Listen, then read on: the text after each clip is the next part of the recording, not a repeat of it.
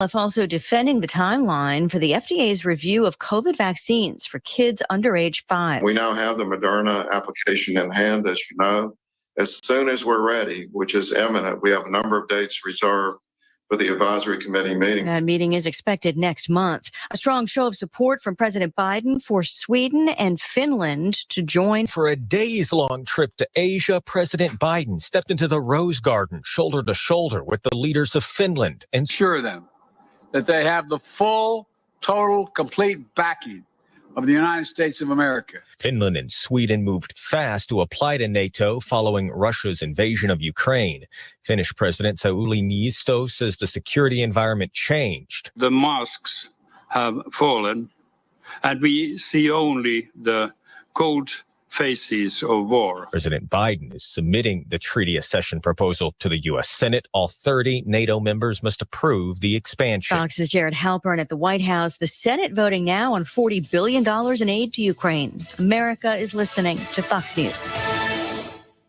I tend to second-guess dinners with friends because they're often interrupted by diarrhea, gas, bloating, stomach pain, or oily stools. It turns out I have EPI, or exocrine pancreatic insufficiency, which means I'm missing the enzymes needed to digest food. My doctor prescribed Creon, pancrelipase, an oral prescription medication that replaces pancreatic digestive enzymes. Creon treats EPI due to cystic fibrosis, chronic pancreatitis, pancreatectomy, or other conditions. Creon may increase your chance of fibrosing colonopathy, a rare bowel disorder. Tell your doctor if you have a history of intestinal blockage or scarring or thickening of your bowel wall, if you're allergic to pork, or if you have gout, kidney problems, or worsening of painful swollen joints. Call your doctor if you have any unusual or severe gastrointestinal symptoms or allergic reactions. Take Creon as directed by your doctor and always with food. Do not chew capsules, as this may cause mouth irritation. Other side effects may include blood sugar changes, gas, dizziness, sore throat, and cough. These are not all the side effects of Creon. Creon is the #1 prescribed EPI treatment. Ask your doctor about Creon for EPI and visit Creon.com or call 800-633-9110 to learn more. That's CREON.com.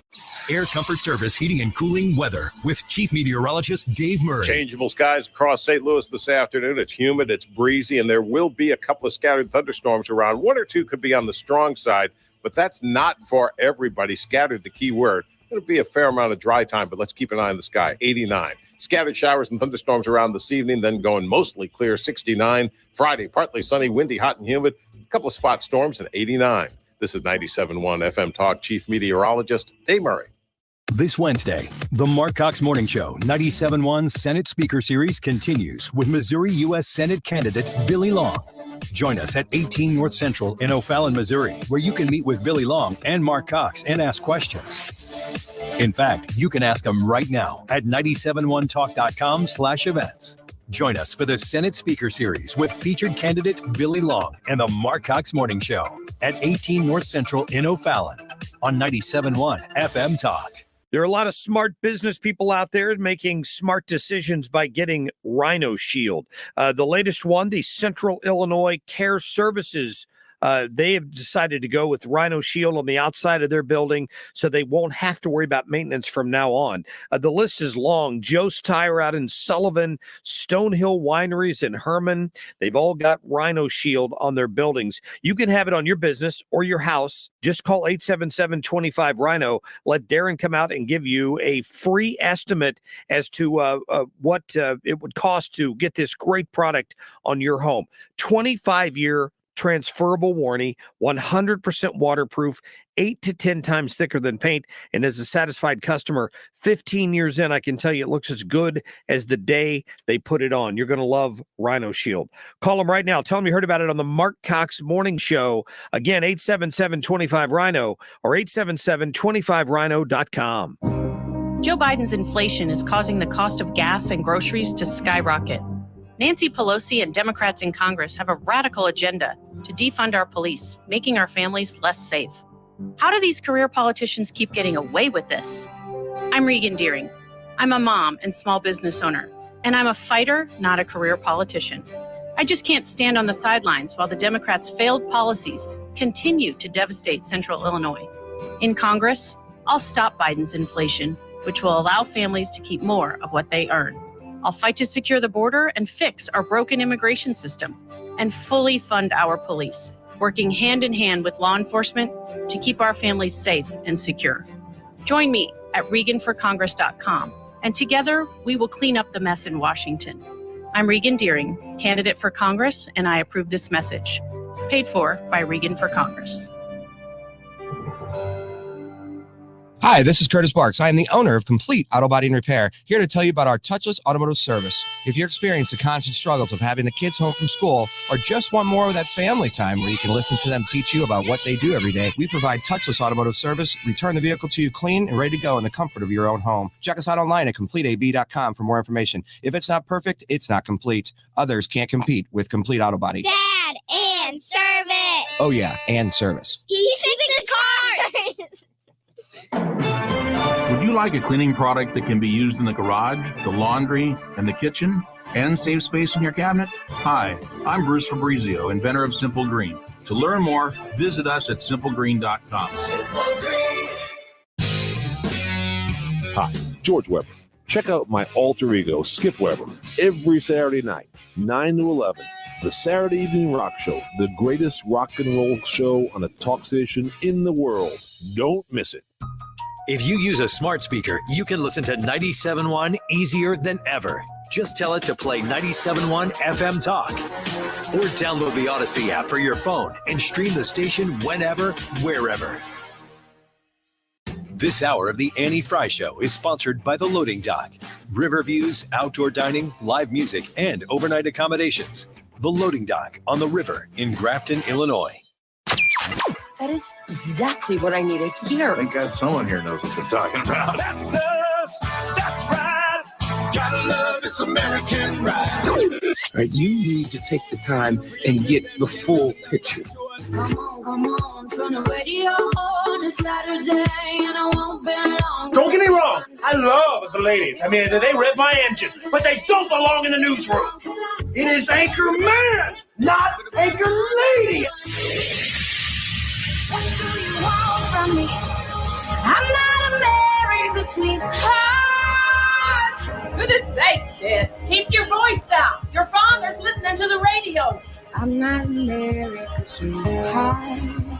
This is the Annie Fry Show.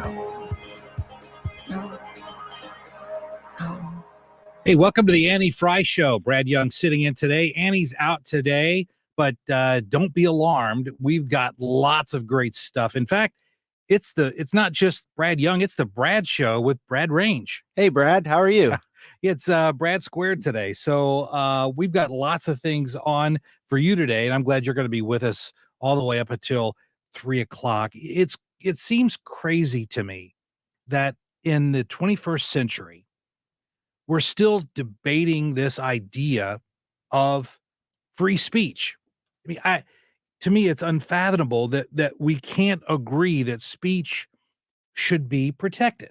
And yet we see all of these battles. I mean, and I'm not just talking about Elon Musk and Twitter, but the entire concept, and we're going to get into that in this segment, but the entire concept of the protections of speech, whether speech can be banned, whether speech should be free.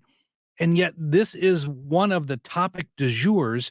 And I understand it. I mean, I understand why it's an issue, because if you control speech, you control thought, you control reasoning, you control ideas with speech. And there's going to be a lot of topics today touching on this idea of free speech, because really that's the bedrock that leads to all of these other things. The way you frame a debate in politics, the way you frame a culture, it all starts with controlling the speech. So I get that. I understand that. I'm just disappointed that in over 200 years of existence, our country hasn't figured out that speech should be protected. And yet we're still having these debates. I mean, for example, this is what New York Governor Hochul said just today when it comes to this idea of protecting speech. And it really shows that she's clueless. And she's, of course, one of the leading Democrats in this country now. But it shows that she's clueless about the idea that freedom of speech is important. Here's what she said, clip 11. Yeah, I'll protect the First Amendment any day of the week.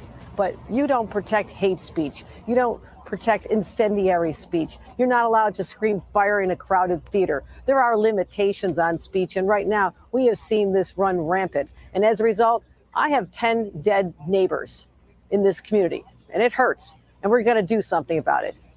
Now, let me break down what she said for you, because this is an examination of the liberal mindset and why that mindset is so dangerous. The first thing that she said was that I'm all in favor of the First Amendment, but you don't protect hate speech. Let me just break that down for you. You absolutely do protect hate speech. Every case at the U.S. Supreme Court that has dealt with the issue of hate speech has ruled in favor of even hate speech deserves constitutional First Amendment protection. I mean, most recently, 2017, Mattal versus Tam, it was a unanimous Supreme Court. Now, let me just stop you there. When's the last time that you can think of that the Supreme Court issued a unanimous decision? Now, actually, last term, there were a lot of unanimous decisions, but they were not on any major issues. But this is one thing that you had Scalia and Ginsburg agreeing that hate speech is protected. In fact, in that case of Mattal versus Tam, the justices effectively held that there is no hate speech exception to the First Amendment. No hate speech exception to the First Amendment. None. That was the holding of the U.S. Supreme Court. So when Governor Hochul says, I'm all in favor of the First Amendment, but we can't protect hate speech, those things are incongruous. Okay, that is a non sequitur. If you believe in the First Amendment, then you have to protect even hate speech. And it's not that I want hate speech. I mean, hate speech could be damaging, it could be non-productive, it could be immoral, it could be unethical. Those are all problems. But see, the liberal mindset doesn't understand that when you talk about controlling speech or labeling something as hate speech, who makes that decision? Who determines what is or is not hate speech? Who makes that determination? That's the reason why it needs protection. And for example, no one thinks that acceptable speech needs protection. It's really only hate speech that needs protection, because no one's out there trying to ban bumper stickers that say, I love puppies. No one's trying to ban that. That speech, I love puppies, doesn't require constitutional protection, because everyone goes, oh yeah, I love puppies too. Who doesn't love puppies? Everybody loves puppies. So that speech needs no protection. What does need protection is when you have the gall to go out and say, you know what? We do have a definition of a man and we do have a definition of a woman, and identifying that is not hate speech. But yet to the left and the progressives in America, that is hate speech. And that's why hate speech needs protection, because it's all in terms of who controls or who labels something as being hate speech. And it's not just Governor Hochul in New York that's framing this. I mean, keep in mind, we had a bombshell announcement yesterday, regarding you gotta love government agencies that come up with these names. The Disinformation Governance Board through the Department of Homeland Security. Let me play this. This is clip 10, Brad. This is from Ducey. Was mischaracterized. Then the Disinformation Board is being shut down because of disinformation. Is that what's happening here? Look, I mean, the board was put forth for a purpose, right? To make sure that we really did address what was happening across the country when it came to disinformation. And it's okay right now, 75 days. It's just going. It's going to pause. There's been a mischaracterizations from outside forces, and so now what we're going to do is we're going to pause it, and we're going to do an assessment. But the work doesn't stop. We're still going to continue the work. The DHS is still going to continue the work. Okay. So, but the question is, and I'm certainly glad that this Disinformation Governance Board, that Orwellian sounding government agency, is going to be paused. And I hope it's going to be paused indefinitely, forever. Because do we really truly want our government determining what is or is not true? I mean, let me give you some quick examples. the lady, the woman who was supposed to be in charge of the Disinformation Governance Board, her name was Nina Jankowski. Over just the recent history, she has been put forward ideas, and she has asserted and argued in support of ideas that are patently false. They're patently untrue. In 2016, she was arguing on Twitter that Donald Trump had a private phone line to Vladimir Putin. There is no evidence of that. So you want to talk about disinformation? She was spreading disinformation. And all of a sudden now she was going to be in charge of determining what is or is not disinformation when she herself was promulgating lies in order to try to get Donald Trump defeated in 2016. She also, I've got a whole list of things, but just to give you a basic overview, of information that you already know, the left labeled Hunter Biden's laptop as disinformation. Well, just today, finally, I watch the Today Show every morning. Is it the greatest source of news? No, it's not. I just find them entertaining. But they had like the first story that I've seen ever on NBC News talking about Hunter Biden's problems. Now, this has been a problem, Mr. Brad Range. How long have conservatives been talking about the Hunter Biden laptop problem? How long? Well, that was just before the election in November of 2020. Right. So 2 years we've been discussing this idea, and only now is the mainstream media even tacitly acknowledging that this is a story. I think the New York Times finally said it was a legitimate story, but that wasn't until earlier this year? Is that when that was? Yeah, somewhere. I think right around January sometime. Right.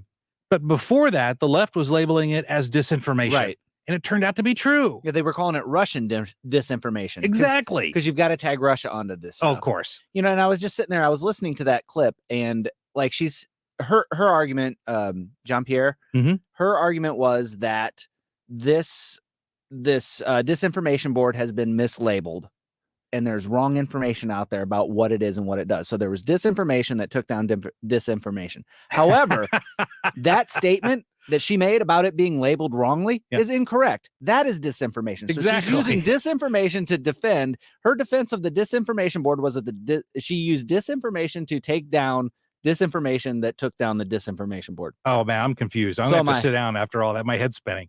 But yeah, there's a lot of disinformation going around out there, and but it's not the government's job. I mean, that's the whole idea. The concept of the marketplace of ideas is that ideas compete, and then you get to decide. We call that, if you're a Christian, we call that discernment. And yet, in this area, apparently, the government doesn't want you to have any discernment. They want to tell you what is true and tell you what is false. Well, I'm sorry, I'm not the first one to make this comparison, but my goodness, go back and read 1984. And you'll be shocked at how close it is. Now, I reread 1984 probably 2 years ago, and I was shocked that there was that much sex in the book. I don't remember that when I read it the first time. But that being aside, my point is that it is quintessential Orwellian ideas when you say the government is going to decide what is or is not the truth. And obviously, Nina Jankowski has no ability to make those kinds of discernments. She was the one that was criticizing the idea that the coronavirus could actually come from a lab leak in Wuhan, China. And now that's the predominant theory. It's still a theory. It's not fact. We're never going to know for a fact because China isn't going to allow us to do that. But the entire Russian collusion, that was a disinformation strategy by the left. And yet that was also put forward by Nina Jankowski. So I'm very glad, at least from one perspective, that she's out.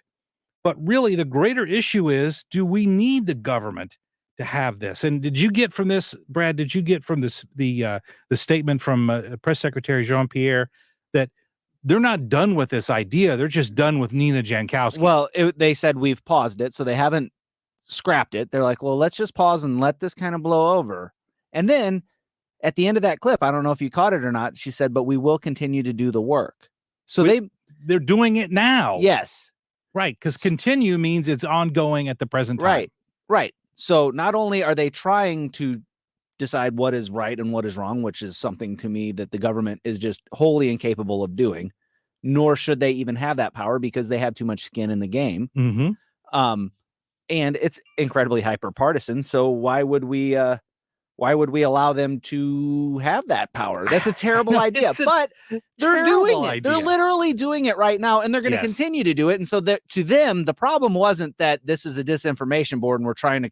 The problem is you all found out what we're trying to do, and that's not good. So we have to do it in a more stealthy fashion. Right. And that's probably what will be happening. Speaking of doing things in a stealthy fashion, UFOs, are they real? Are they not real? Well, this very week, Congress started some hearings to determine UFOs, or as they're now called, UAPs, unidentified aerial phenomenon. But what did we learn from the hearings this week? And what's the goal? Where are these hearings going? What's the purpose of holding these hearings now? Coming up after the break, we're going to talk to UFO expert Dave Scott to get his take on this. So you're going to want to stick around. I'm a UFO skeptic, but you're going to want to stick around for this interview to find out, are they out there? Brad Young sitting in for Annie Fry. We'll be right back.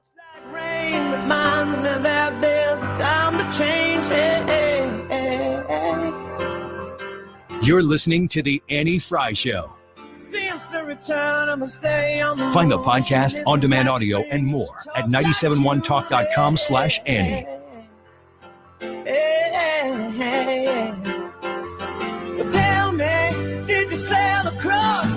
This Wednesday, the Mark Cox Morning Show 97.1 Senate Speaker Series continues with Missouri U.S. Senate candidate Billy Long. Join us at 18 North Central in O'Fallon, Missouri, where you can meet with Billy Long and Mark Cox and ask questions this Wednesday. On Saturday, May 28th, the Cardinals host the Milwaukee Brewers. And that day, 25,000 fans ages 16 and older will take home their very own stainless steel tumbler featuring Yadier Molina, courtesy of Coca-Cola and Quick Trip. This 30-ounce Yachty tumbler comes in two styles, and you will not know which one you will receive until you enter the gates at Busch Stadium. That's Saturday, May 28th, the Cardinals, the Brewers, and the Yachty tumbler. Get your tickets today at cardinals.com. Kick off the summer season and spend your Memorial Day at the ballpark. On Monday, May 30th, the Cardinals host the Padres, and that day, 25,000 fans ages 21 and older will take home their own set of 4 cornhole bags thanks to Budweiser. There are 2 designs available, one that highlights memorable pitchers and one that features Cardinals' great catchers. That's Monday, May 30th. Great seats remain, so get your tickets today at cardinals.com. The Fed has raised rates. But there's still time to put extra cash in your pocket with a cash-out refinance from Golden Oak Lending. I'm James Hawkins, president of Golden Oak. With home values at all-time highs and our low rates, you can pull more cash out of your home.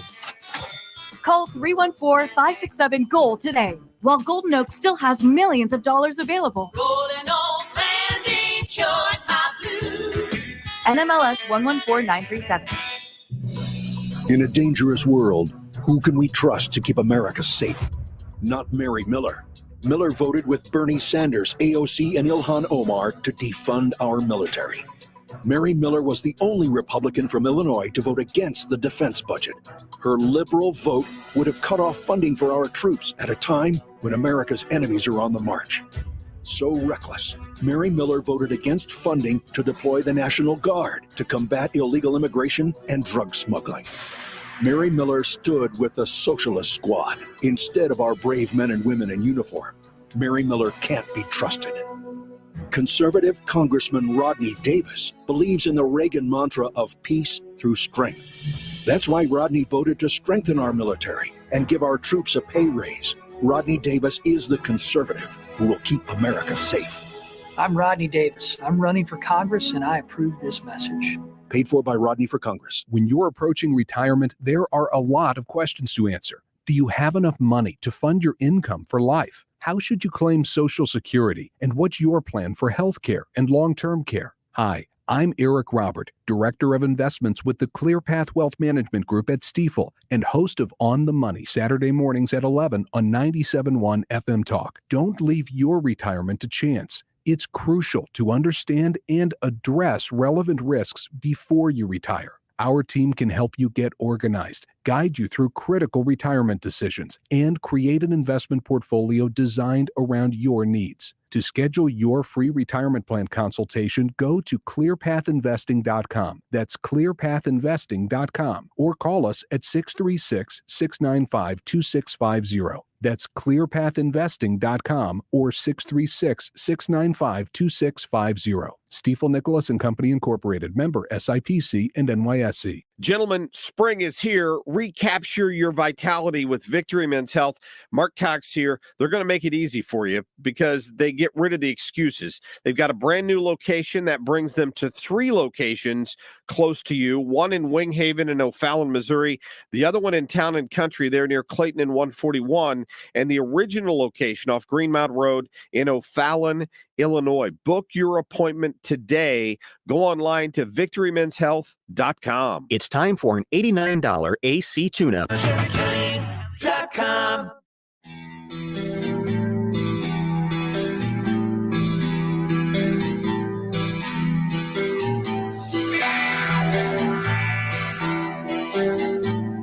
This is the Annie Fry Show. Follow Annie on Twitter at Annie Fry Show.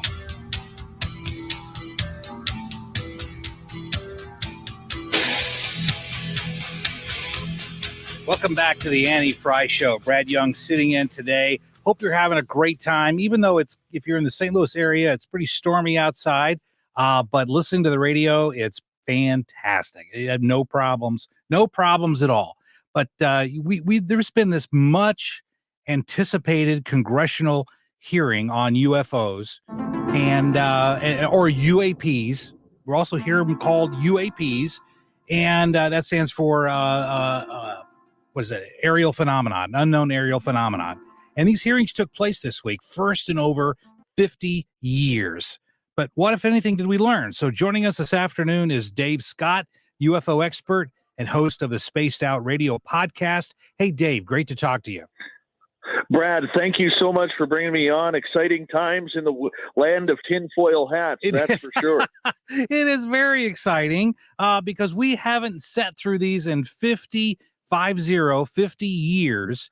And I guess before we dive into stuff that we learned or information that came out of these hearings, what brought us to this point, Dave? In other words, when Congress started looking into all of this, what brought us to this point where we have to have hearings on the subject?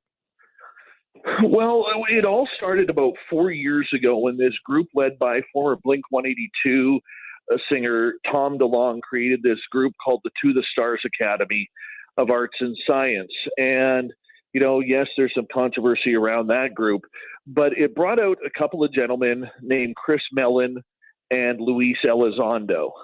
And few days previous to the creation of the To the Stars Academy on October 11th, 2017, Elizondo was the head of a program called ATIP, which was the Advanced Aerospace Threat Identification Program at the Pentagon.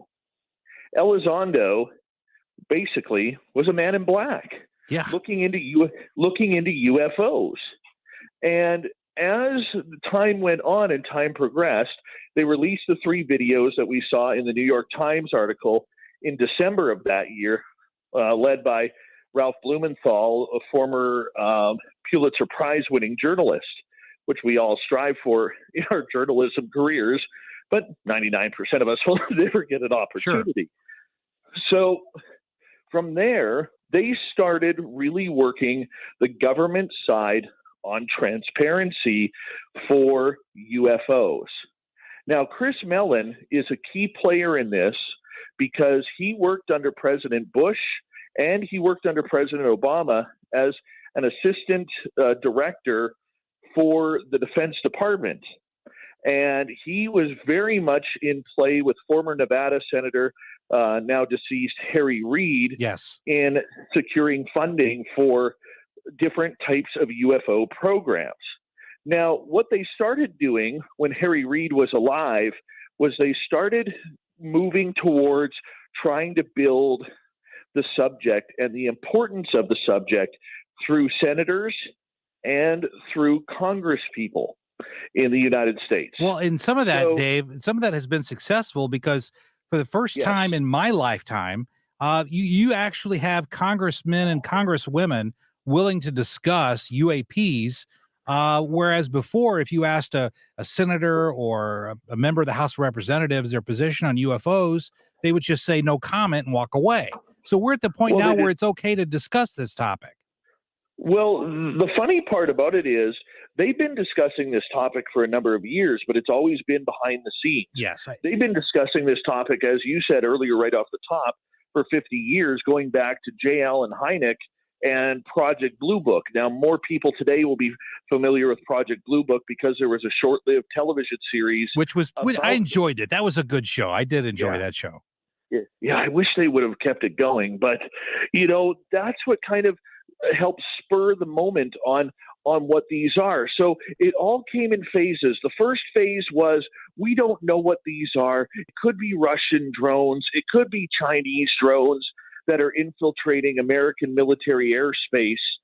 But over time, they started eliminating the words Russia and China, because the fighter pilots like Commander David Fravor, who were in that initial incident in the USS Nimitz in 2004, kept on saying, look, these are not from here. I've never seen technology like this. Right. And people need to understand, even if you're not a believer, you don't put, or the American military does not put dummies in the front of a $60 million fighter aircraft.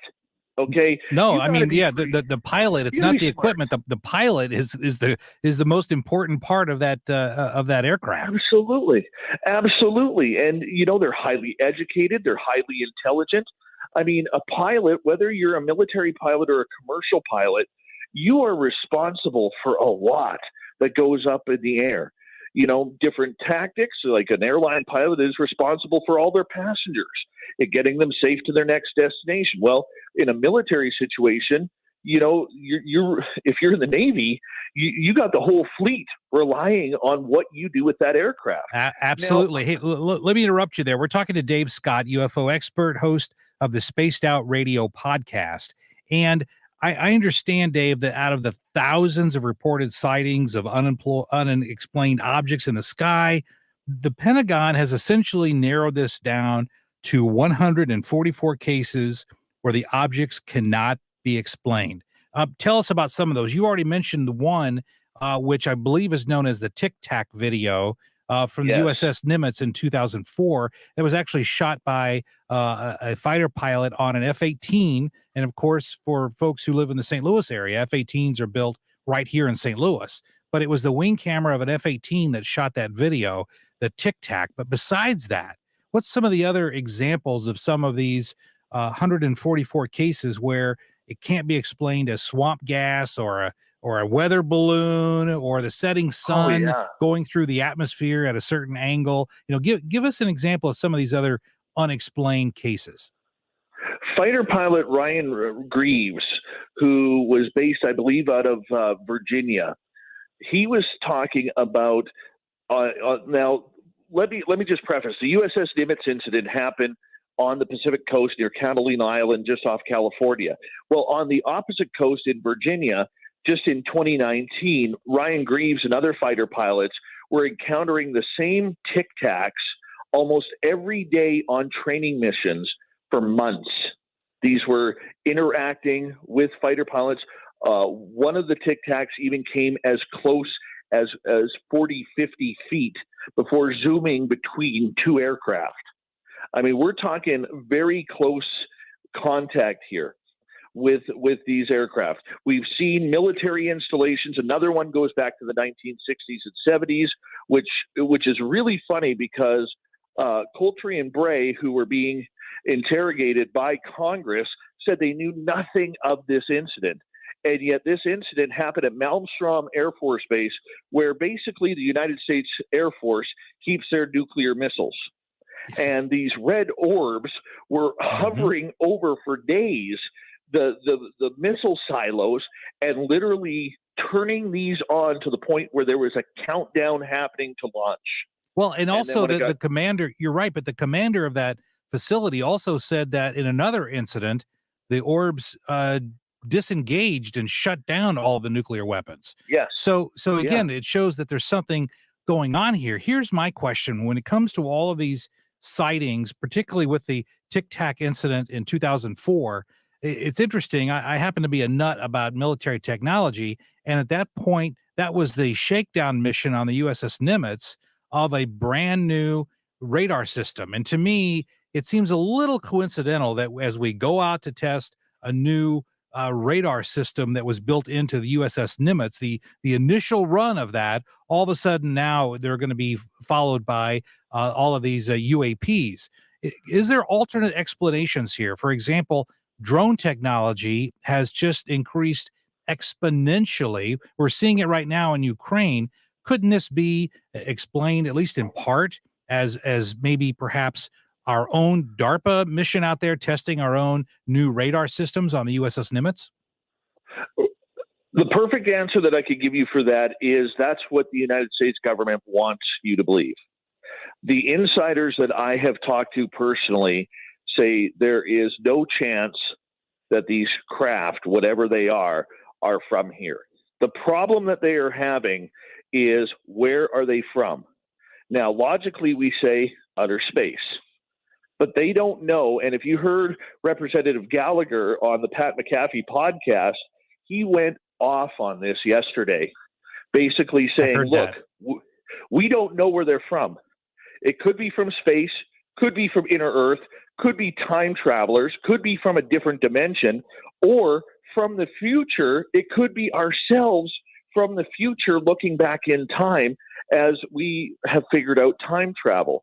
Look, this is really sci-fi and very hard for many people out there who live an ordinary life like the majority of us do in trying to figure out whether or not this entire phenomena is real. It seems way too Doctor Who, Star Trek, Star Wars. Yeah, well, I got to tell you, every time I've watched every single episode of Star Trek Next Generation about 10 times. My wife has slept through all of those episodes, by the way. But I'm always disappointed that, by golly, we still haven't cured baldness in the 25th century. But I could lend you some hair, my friend. I could lend you some hair. Because I'm in desperate need of it. But we're talking to Dave Scott, UFO expert, host of the Spaced Out Radio podcast. But Dave, where do we go from here? I mean, are there going to be more hearings?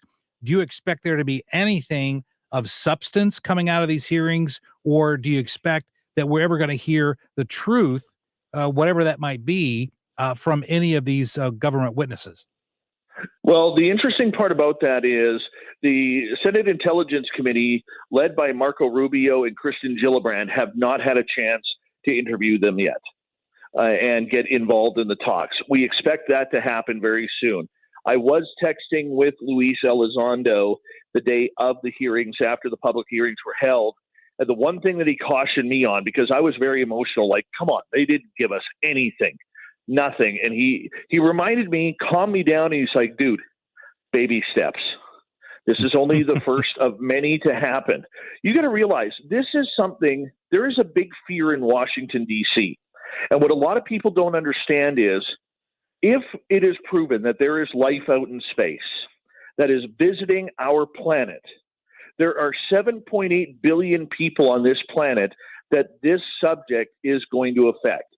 This isn't an American problem. It isn't a Russian problem. It's a world problem.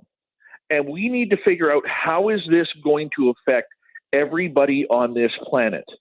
Okay, it's going to affect the economies. It's going to affect food. It's going to affect religion. It's going to affect those who are suffering from depression and anxiety. It's going to affect the markets. And this is things that they are taking through. When I interviewed Luis Elizondo a couple weeks ago on my show, I asked him that exact same question. And one of the things that he pointed out, which is very important, is the U.S. government was very much interested in watching how people were reacting during the first initial stages of COVID, hogging water, hogging milk, diapers, toilet paper.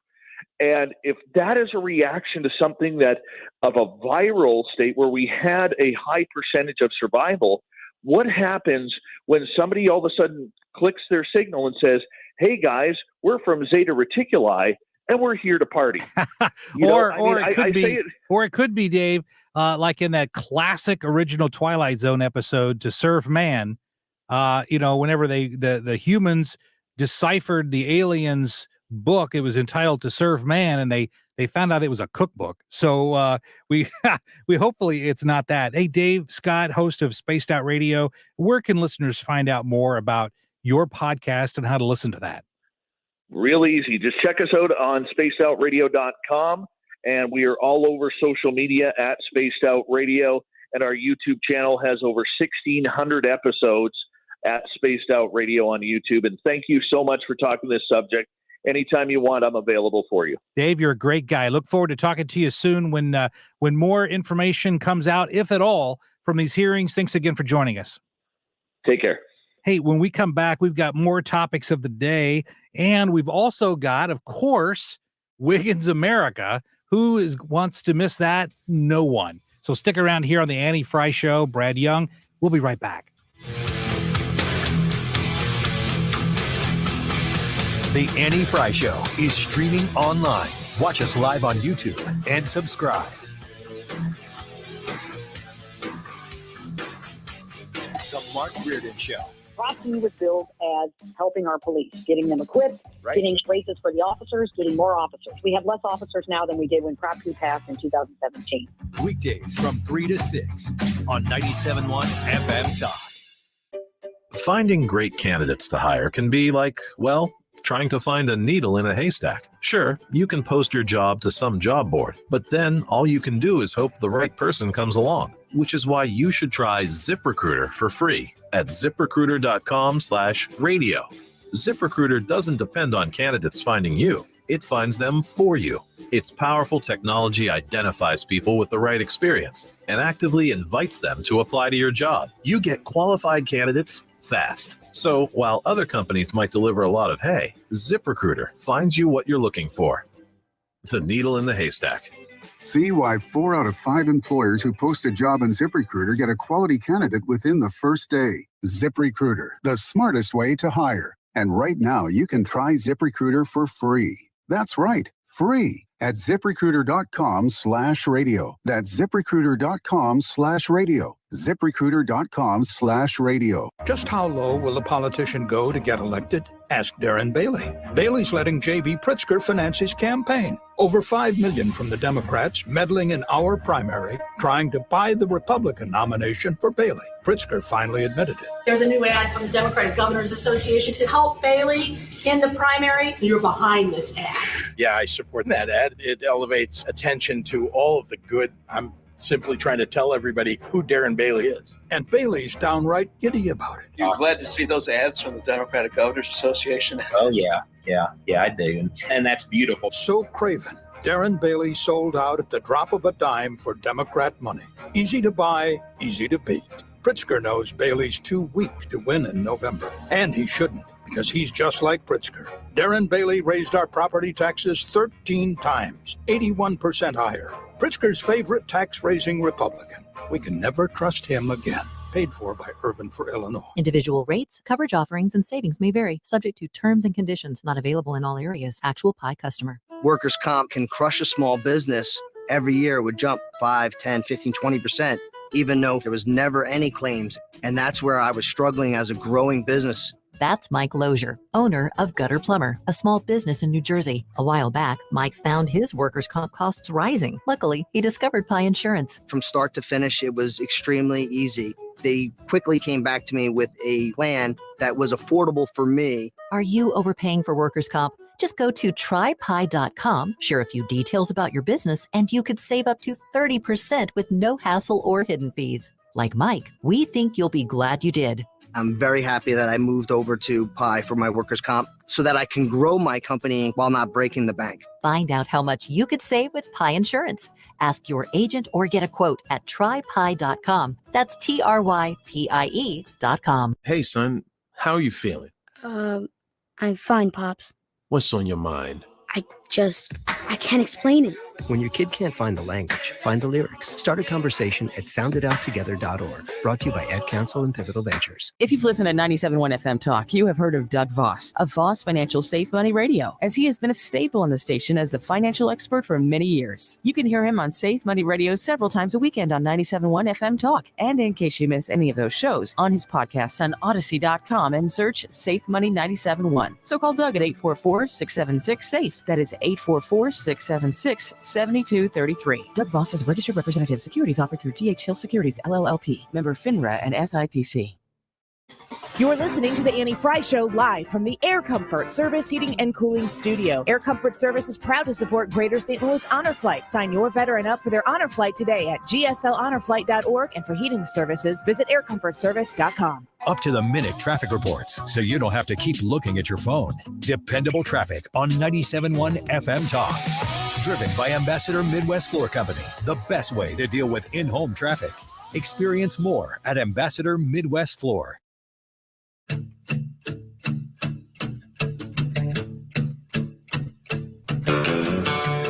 This is the Annie Fry Show. Interact with Annie on Facebook. The Annie Fry Show. Coming up tonight, shining through the trees. Crickets are singing and lightning bugs are floating on the breeze. Baby, get ready. Hey, welcome back to the Annie Fry Show. Brad Young sitting in, and welcoming in the studio, of course, Ryan Wiggins. Loved that last interview, Brad. Oh, good. It's such an interesting and entertaining topic simultaneously, and it's so ridiculously important to figure out that we're just in here going, I don't know what to do with this. Don't know what to do with the information, but I often say that some of the conversations that we have on the breaks are just as good as what goes out on the air. But you mentioned that we were talking about that Twilight Zone episode because I brought it up in the interview of To Serve Man. It's a cookbook. It's a cookbook. Oh yeah, yeah. I love whatever that the big-headed alien guy holding back the woman, and she's screaming as he's getting on it. Which I think is that actor who plays that big alien. I think it's Richard Jaws Keel, who went on to be Jaws in all the Bond movies. And he was in Happy Gilmore, right? Was he? Was same he Happy guy? Gilmore? Yeah, same guy. I met him. Yeah. You've met him? Yeah, one time there Did was he bite you? No. Okay.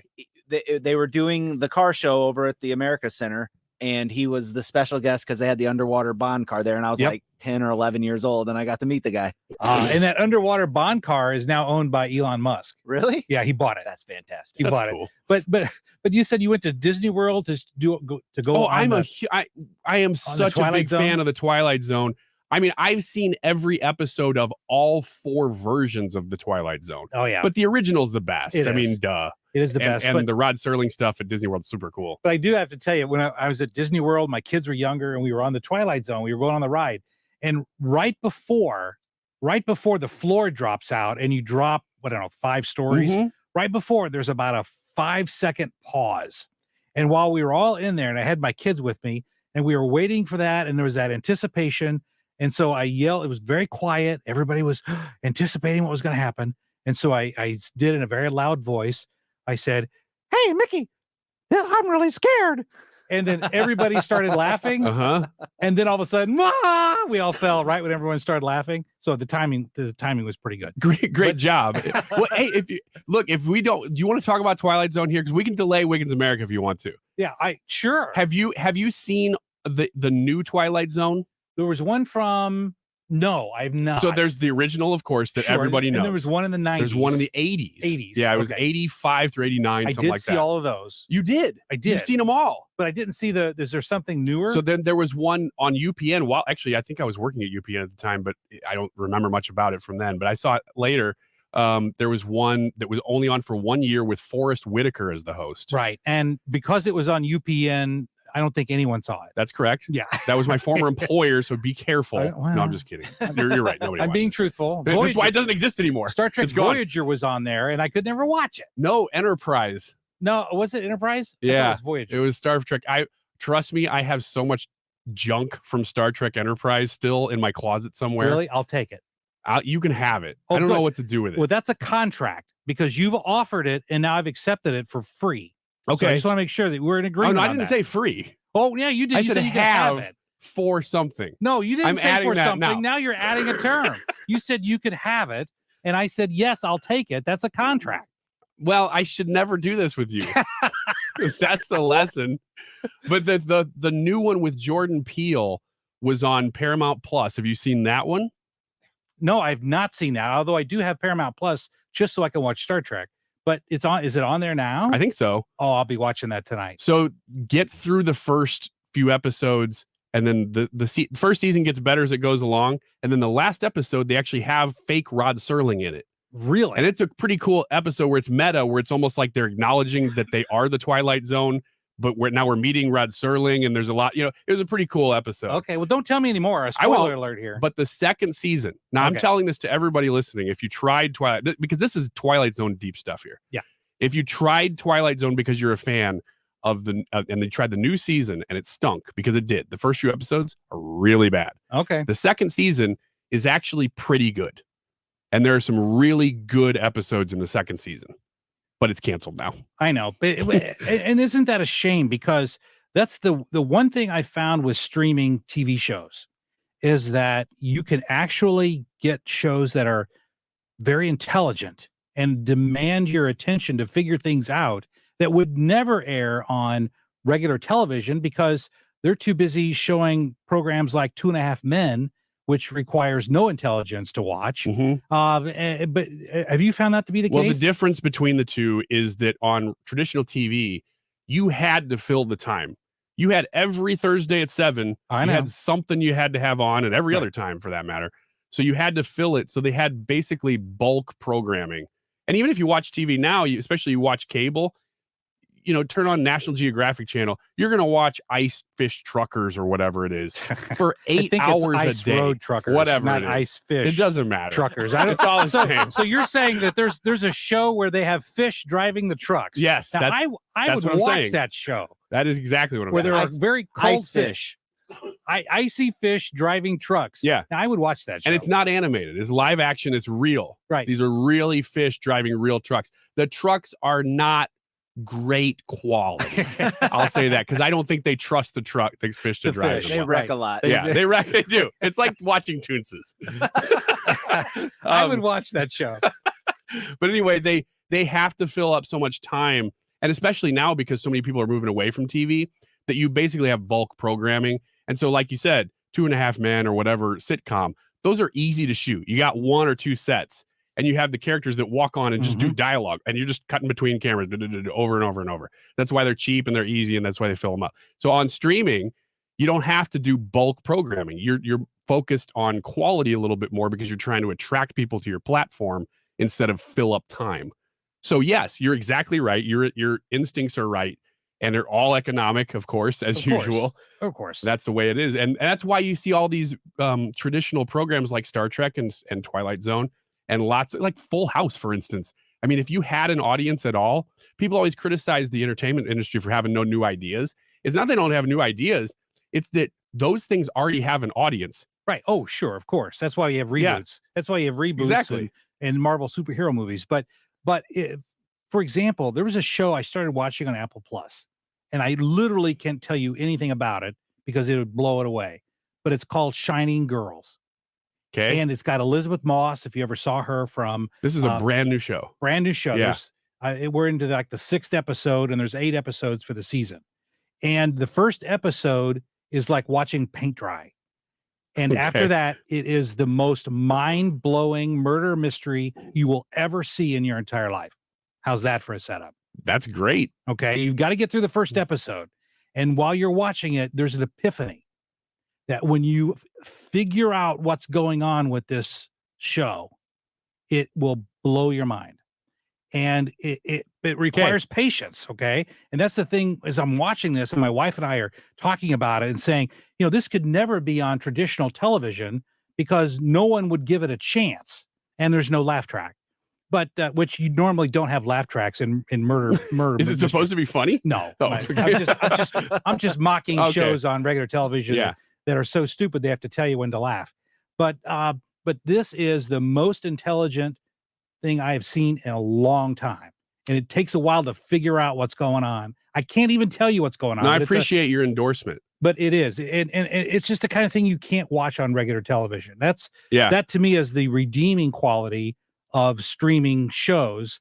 The downside is that we're going to have to hit a point like the cell phone industry did, where you've got all these different streaming agencies or companies, and it's going to have to be consolidated because no one is going to pay for 10 different streaming services. It's just too darn expensive. It's happening now. I mean, it's why the stock of these companies is tanking, because they know that traditional TV isn't feeding their programming anymore. Correct. So it's all on them to create programming, and it's costing a lot more than they anticipated. Right. And that's why Netflix is probably, by the end of this year, by all accounts, they're going to have an ad-supported platform on Netflix, simply to try to gain some of the watchers and viewers that they've been hemorrhaging over the past year. Hey, we got to come up with a break. We're going to come back to Wiggins America in another segment, so stick around. It's a good one.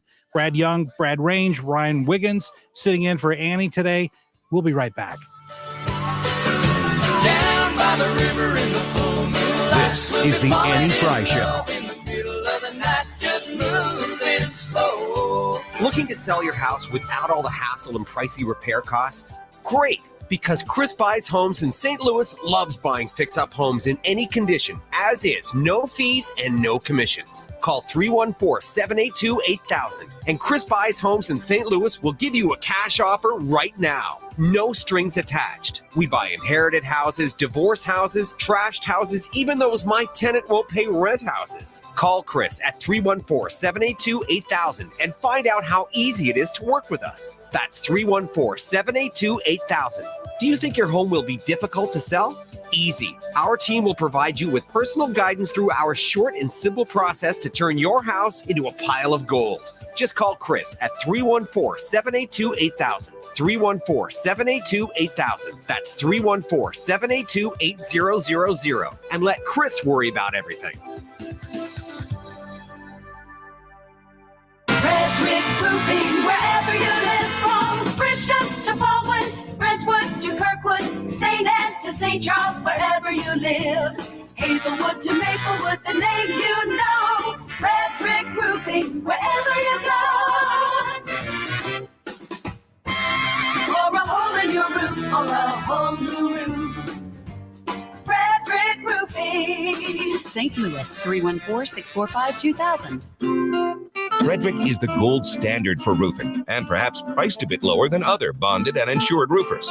When you invest money into fixing a hole in your roof or putting on a whole new roof, you want the peace of mind that you'll get only with Frederick Roofing. Plus, you can always depend on an immaculate cleanup when the job has been completed by Frederick's own licensed and insured crews. For a hole in your roof or a whole new roof. Frederick Roofing. Frederick Roofing, 645-2000. Nobody wants to miss the important things in life, and if it's because of bad vision, you don't have to. Mark Cox here from my friends at Brenton Vision. They can help you out. That's why I want you to take 2 minutes today to call my friends at Brenton at 314-375-2020 or go online to brentonvision.com. Your eyes are as unique as your fingerprint. Since Brenton Vision is the only place in Missouri offering all 7 forms of modern vision correction, they can create a customized treatment plan just for your vision. They helped my wife out. She chose the lens replacement therapy and now sees better than ever, and she loves it. You can have that same experience with Brenton Vision. They accept flex plans and medical spending plans as well at Brenton. So don't let that money expire or go to waste. See your best. Do what we did. Call Brenton Vision at 314-375-2020 or schedule online right now at brentonvision.com. KFTK FM Florissant, driven by the Bomarito Automotive Group, 97.1 FM Talk. An Odyssey station. More aid for Ukraine. I'm Lisa Brady, Fox News. The U.S. Senate just passing a $40 billion package, including military and humanitarian assistance, delayed for a week over spending concerns. The final vote was bipartisan. The yeas are 86, the nays are 11, and the bill is passed. Sending it on to the president's desk just a few hours after he met with the leaders of Finland and Sweden, who want to join NATO because of Russia's invasion of Ukraine. Swedish Prime Minister Magdalena Andersson. We are right now having a dialogue with all NATO member countries, including Turkey, on different levels to sort out any issues at hand. All NATO members would have to approve expansion. Only Turkey has raised objections. Joint Chiefs Chairman General Mark Milley speaking with his Russian counterpart today for the first time since before the war in Ukraine. This follows the first post-invasion call between the U.S. defense chief and his Russian counterpart last week. A joint staff spokesperson says in today's call, the military leaders discussed security-related issues of concern and agreed to keep lines of communication open. As gas prices hit new records for a 10th day, the House narrowly approves a bill aimed at cracking down on possible price gouging by oil companies. House Speaker Nancy Pelosi leading Democrat support for the measure that would let the president declare an energy emergency and set up punishment by the Federal Trade Commission. Stop price gouging of the American people. Let us have the market manipulation tools to stop market manipulation tools that we need. Republicans say Democrats are deflecting blame from the president's policies. Senate Minority Leader Mitch McConnell. The House is wasting its time pretending that inflation is all the fault of evil corporate profiteers. Inflation and how the Fed's effort to cool it could impact the economy remains a worry on Wall Street. But right now, the Dow's down less than 100 points. The NASDAQ turning higher. America is listening to Fox News. I tend to second guess dinners with friends because they're often interrupted by diarrhea, gas, bloating, stomach pain, or oily stools. It turns out I have EPI, or exocrine pancreatic insufficiency, which means I'm missing the enzymes needed to digest food. My doctor prescribed Creon, pancrelipase, an oral prescription medication that replaces pancreatic digestive enzymes. Creon treats EPI due to cystic fibrosis, chronic pancreatitis, pancreatectomy, or other conditions. Creon may increase your chance of fibrosing colonopathy, a rare bowel disorder. Tell your doctor if you have a history of intestinal blockage or scarring or thickening of your bowel wall, if you're allergic to pork, or if you have gout, kidney problems, or worsening of painful swollen joints. Call your doctor if you have any unusual or severe gastrointestinal symptoms or allergic reactions. Take Creon as directed by your doctor and always with food. Do not chew capsules as this may cause mouth irritation. Other side effects may include blood sugar changes, gas, dizziness, sore throat, and cough. These are not all the side effects of Creon. Creon is the #1 prescribed EPI treatment. Ask your doctor about Creon for EPI and visit Creon.com or call 800-633-9110 to learn more. That's CREON.com.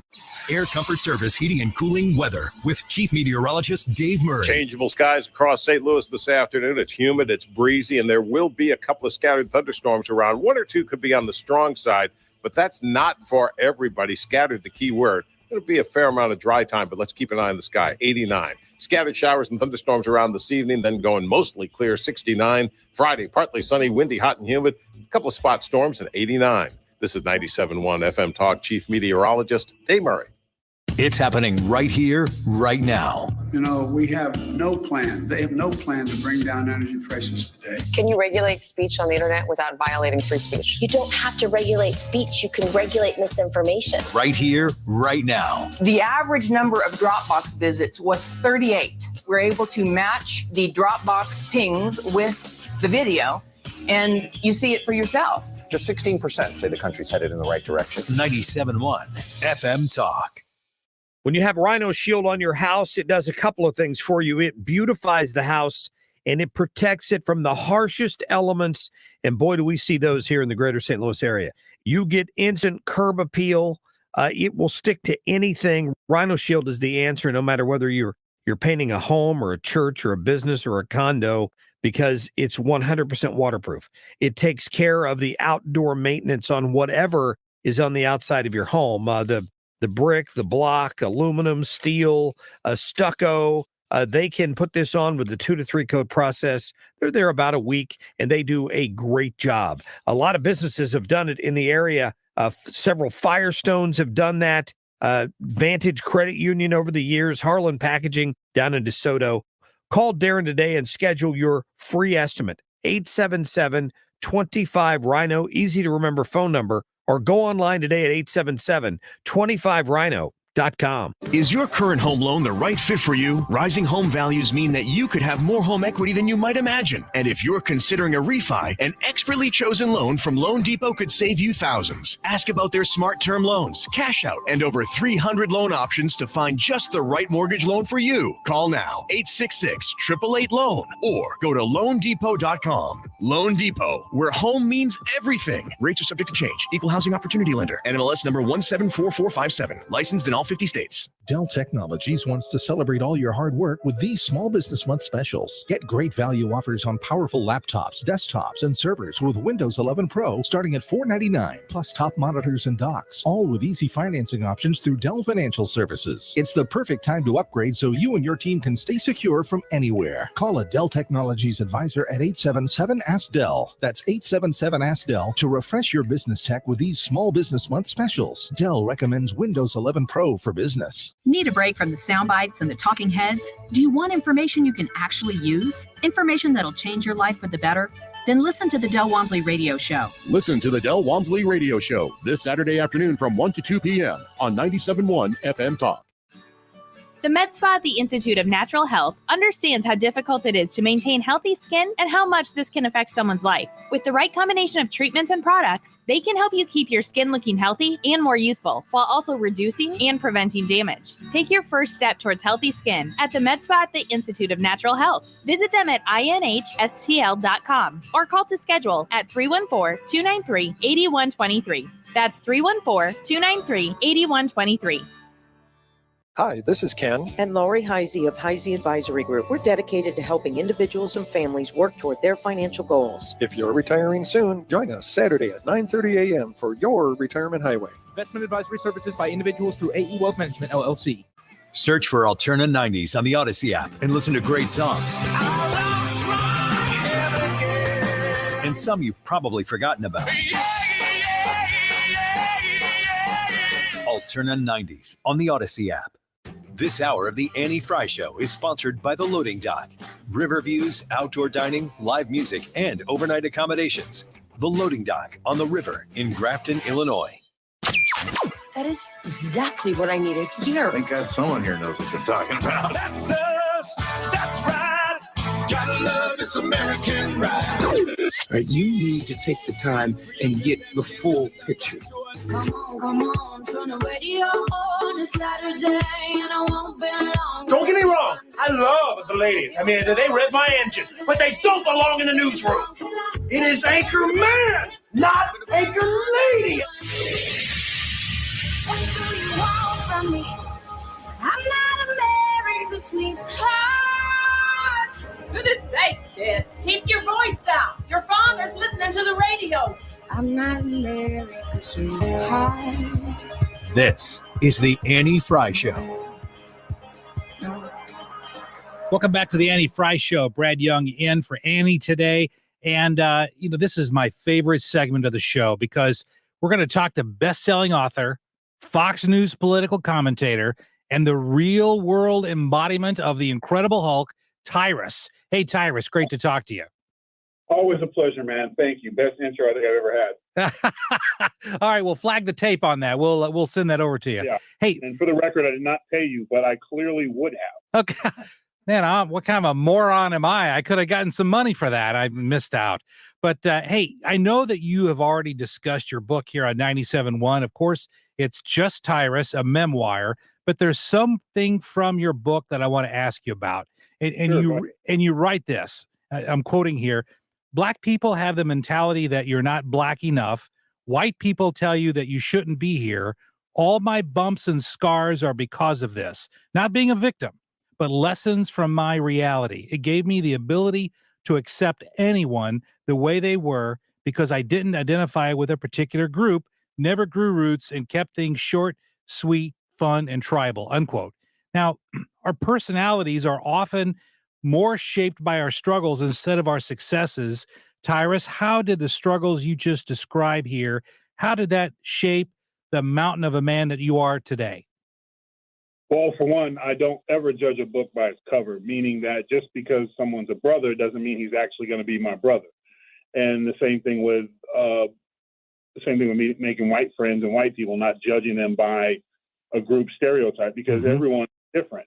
But people are all the same in terms of and by struggle, I mean, like when I would get in an argument or have a disagreement or have an issue, if somebody was darker than me, they would automatically go to, I wasn't black enough. That was their argument. If I was winning the argument. And the same thing, and these were rare occasions, on both sides. And then a white person would get frustrated with me. They would be like, oh, it's because you're black or whatever. So people use the same outs, and that's my point. It's not exclusive to one group. I know mainstream media likes to say it's just white men that do all the racial stuff, but it's kind of a roundabout way. Whenever you don't like somebody, you typically point out their differences. So one of the things that I always with me was that I'm not innocent either. Anyone who's driving in the car with me, when somebody cuts me off or drives slow, I usually point out our differences. Or you tell them that they're number one in your life, right? Yeah, but I'll never be like, oh, I can't be friends with that guy because he's white. I'm not going to be friends with that guy because he's Asian. You know, if we get along and we laugh and we're cool, then we're going to be friends. So, and because I've been on both sides of it and I felt it, and the frustration with it, because it's hard to have you and I are having a disagreement, and I'm like, well, you're only saying that because you have white privilege. You now have to deal with that, and you're like, come on, man. Now the conversation is not even a conversation anymore. You got to deal with that, and then you got to try to come back to this, and then, then you fire back on me like, well, how many gold chains you got, brother, instead of paying your light bill. And then we're no longer a conversation. Now we're just throwing stuff at each other. But who's worse, me or you? No, we're the same. But yes, mainstream media likes to just paint one person in the corner. And I'm like, unfortunately, it is an ugly part of our personalities as a culture at whole. But you take it for a grain of salt is basically what the message is. Well, and I do that. Your grandmother gave you some fantastic advice. It's in your book. You're judged by your reactions to your circumstances. But today, Tyrus, and you know this, you've seen this, so many Americans are proud of their victimhood, and we've got entire industries in place to cater to victims. But how could so many of the so-called victims in America today, how could they prosper if they just followed your grandmother's sage advice? Well, the thing about it is what it does is it takes your victimhood away. So it won't, and what she was telling me, and it was like I was upset because I was being not accepted because of the color of my skin. And what was happening was my reactions of violence or anger or throwing chairs, everybody saw that. And it also proves the point of the person who's messing with you. So when you get hit in the mouth, it's your reaction that people remember, and it defines you. When people hit, like if people keep talking about the color of your skin, and you don't, in wrestling we'd use the term sell it, or it doesn't affect you, then they have to find another way. But when you celebrate being picked on, if I just laid on the ground and be like, oh, they didn't like me because I was black, or they didn't like me because I was fat, or whatever the case may be, and I wallowed in it, and then everyone who came by was like, they called me fat. And then, oh my gosh, and let me give you more cookies, which makes you fatter. But, you know what I'm saying? But like you stay there, and it's a warm feeling, and everybody on social media will tell you you're brave and you're a hero, but you don't go anywhere. You stay right there. And the person who called you that in the first place wins, and then you celebrate basically being called what they said you are. You're basically saying, like, for example, if someone told me, like, you should not have your own show at Fox because you're black, and I went to every interview and that's all I talked about, and then you said to me, oh man, you're so brave with coming forward with your story, and man, that's so tough, and like, what are you going to do? I don't know what I'm going to do. I'm just crushed. I'm so brittle. I can't function. And guess what? I'm never going to get the show. Because I'm not going to grow. And then I'm going to beat that situation to death until people go, oh, here we go. Because or a worse thing happens for someone who seeks attention, a real victim comes along. And instead of focusing on someone who is a victim of a crime or a rape or a horrible misjustice, we have so many victims that person who needs to be rallied around, who needs to be supported, who needs positive attention, doesn't get it because everybody's so thin chasing what I call wolf tickets. That, being a victim is profitable. You can make money off it. Yes. Black Lives Matters, they did it to big corporations, and now corporations seeing that they've been hoodwinked, and I don't think they like that very much. But instead of it, when all that money could have went to neighborhoods and schools and could have cleaned up the streets of Minnesota, but that's because they fell for the victim and the attention seeker. So my grandmother let me know that she was never going to, she would wipe my tears, she would dust me off, but all right, now what are you going to do? What's your move? How are you going to deal with it? Well, your book has so many examples of that, Tyrus. Of course, it's just Tyrus, a memoir, but your book has so many examples of challenges that you faced and situations that you were in that you could have said, hey, I'm a victim, but yet because of those circumstances, you overcame them, which to me is the quintessential definition of a success, is not necessarily monetary, but success in life by overcoming the challenges that are inevitable to everyone. You overcame them, and your book outlines how you did that. And I also failed them at times. And sometimes I took the long road to get where I needed to go. But if I keep taking that long road, then I'm not learning. And that's the whole point, is you've got to, when you get punched in the mouth, you got to learn from it. And the next time they swing, you should either be able to duck, put up your guard, or fight back before they know what's coming. So you can't, if you, like Arn Anderson, great wrestling coach, great Four Horsemen. One time in wrestling, I had a bad match, and I remember he came back and said, listen, you made a mistake. You can make all the mistakes you want. You just can't make them twice. And that's basically the same in life. It's like if you keep going in the same circle, then you're asking for it, or in some cases looking for it. And we see people bait to get called a name so they get attention, and they'll post it all over social media or whatever and get people rallying around them. And next thing, they get GoFundMe pages and people pay them, and it's profitable to be a victim, but it's not helping anyone. And then when somebody really needs that help, they're not getting it because we're focusing on someone who says their entire life is over because somebody called them. And if you're that brittle, then you should really be getting help and therapy and not, running charities and whatnot. Excellent. Well, of course, we're talking to Tyrus. And Tyrus, Elon Musk has announced that his purchase of Twitter is on hold. Why do you think he put that on hold? And do you think the sale is ever going to go forward? Well, I made a bold prediction on the 5 because they said that the bots were a little less than 5%. And I said, no, I'm willing to bet they're a lot higher than that. Yes. I guesstimated, I would say, based off what I've seen on social media and stuff, I'd say it's probably closer to 20%, and give or take. And if it is that high, then he's paid. Twitter is basically Enron.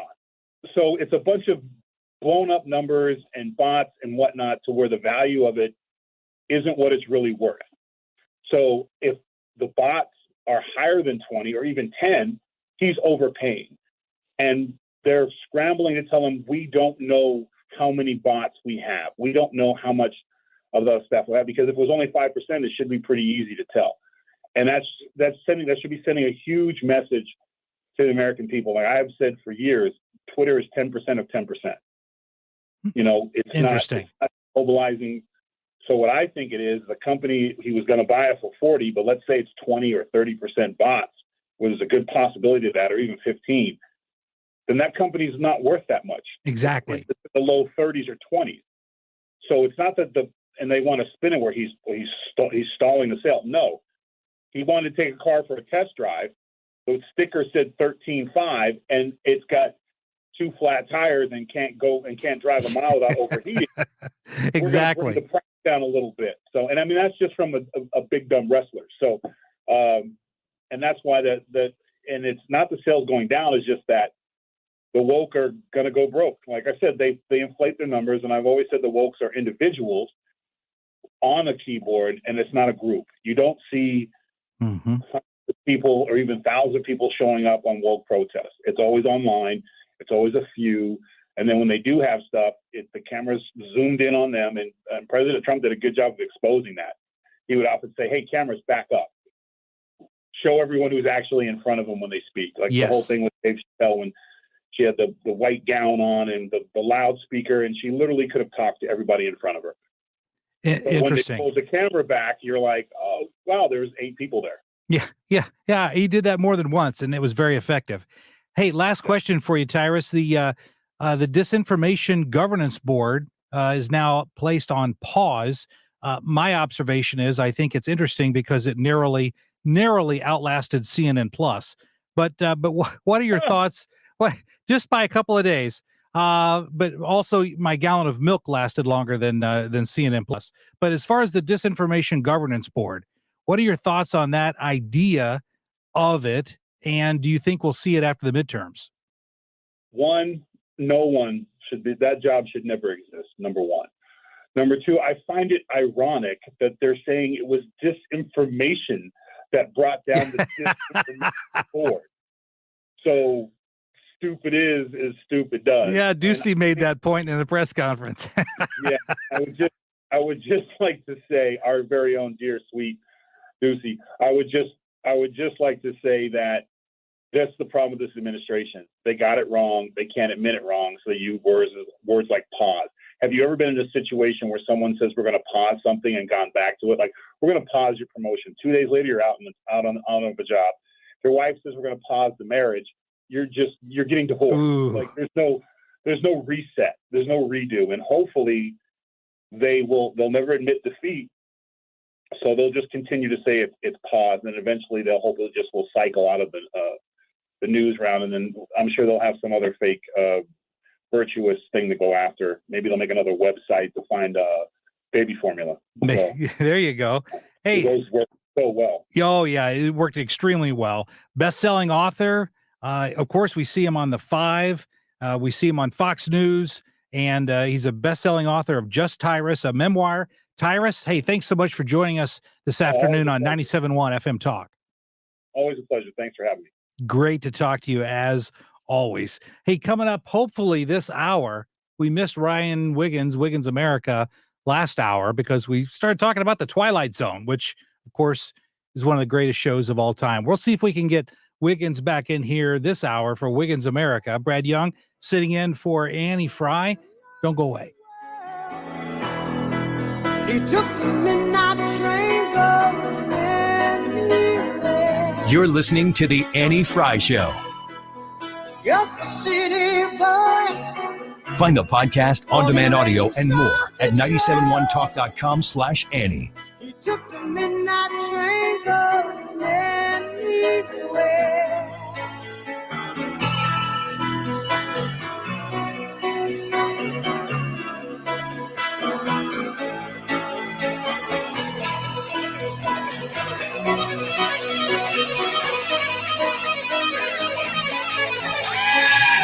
Decision 2022 is happening. Are you ready to decide? The primary candidates are here because they want to talk to you.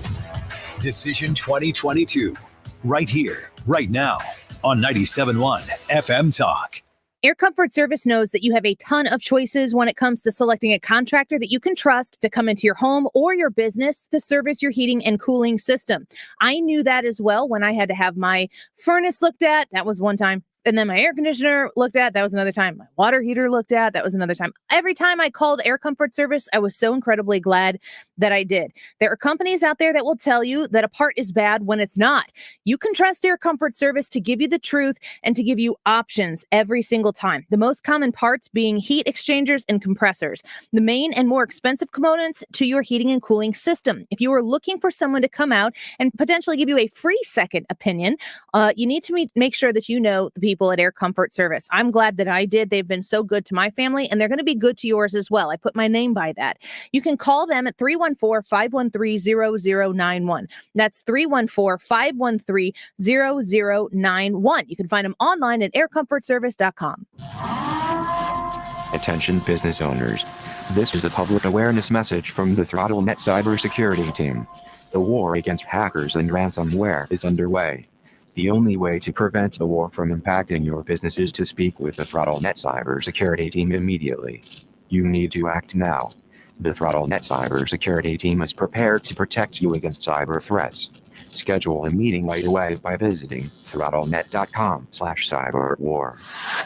This is a great time of the year to upgrade the energy efficiency in your home with my friends at Window World. Mark Cox here to tell you more about my experience with Window World. They replaced a couple of windows at my house. They were just panes of glass. We wanted to be able to get some airflow into the master bathroom. They came out, they gave us a free estimate, and then had the windows at seams installed in no time. Very professional, lifetime warranty I get, and you get an extra double strength glass on their replacement windows that's not common. So you're getting a great price, simply the best for less. They do front entry doors, rear entry doors if you're looking to replace that back door or sliding glass door in your home. They've got a great selection at Window World. They're also right now offering 18 months, same as cash financing, of course, with approved credit.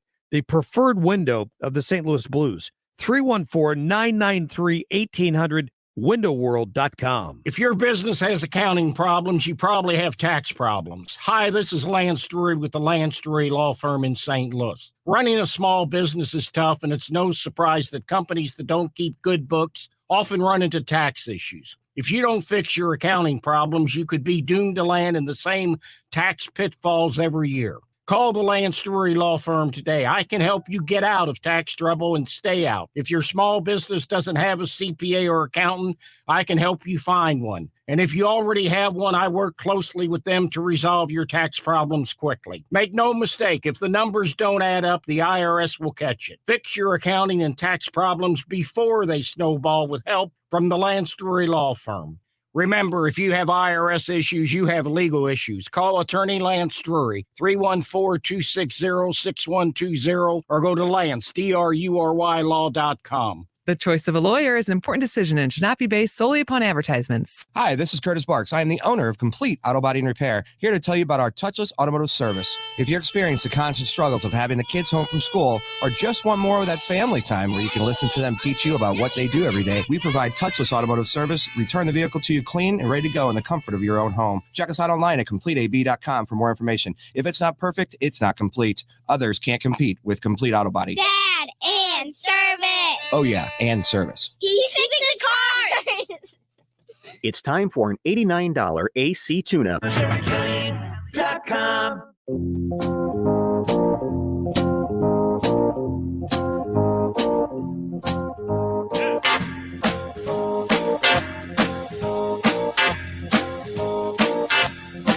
The Annie Fry Show is streaming online. Watch us live on YouTube and subscribe.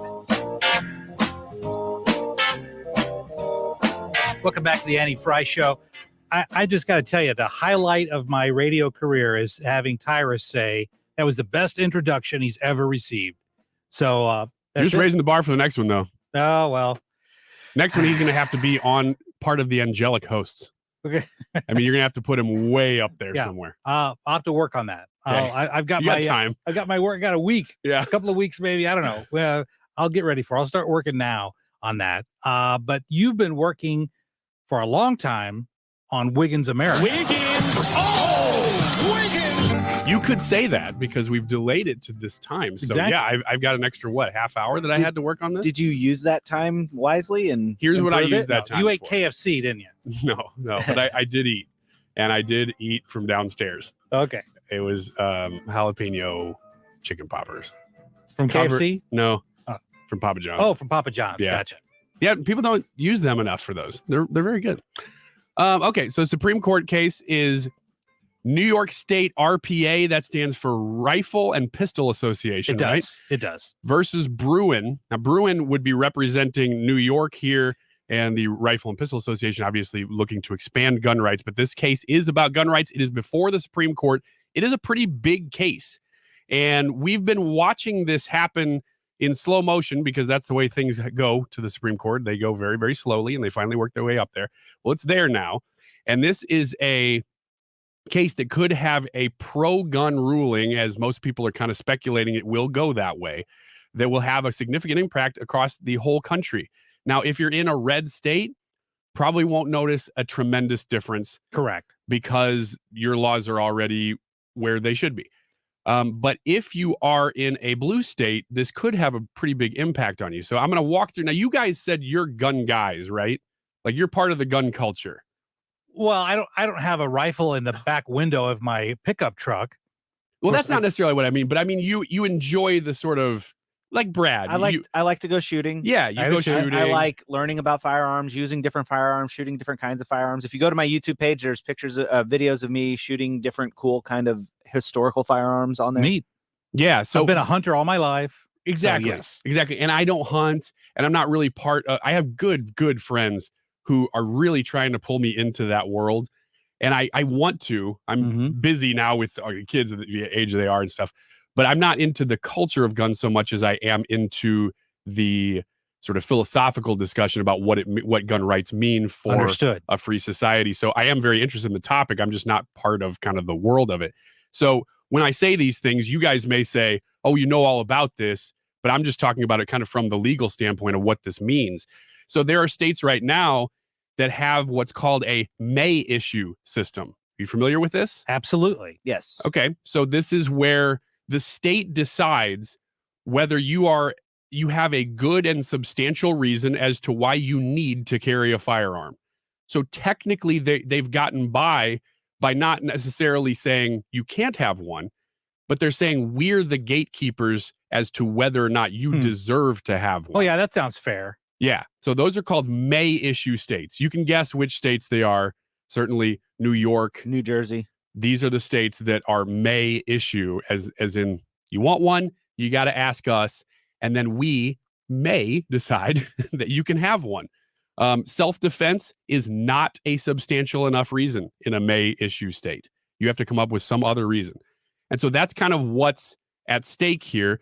Now, there's other ways that states handle these. So may issue is kind of the most restrictive right now.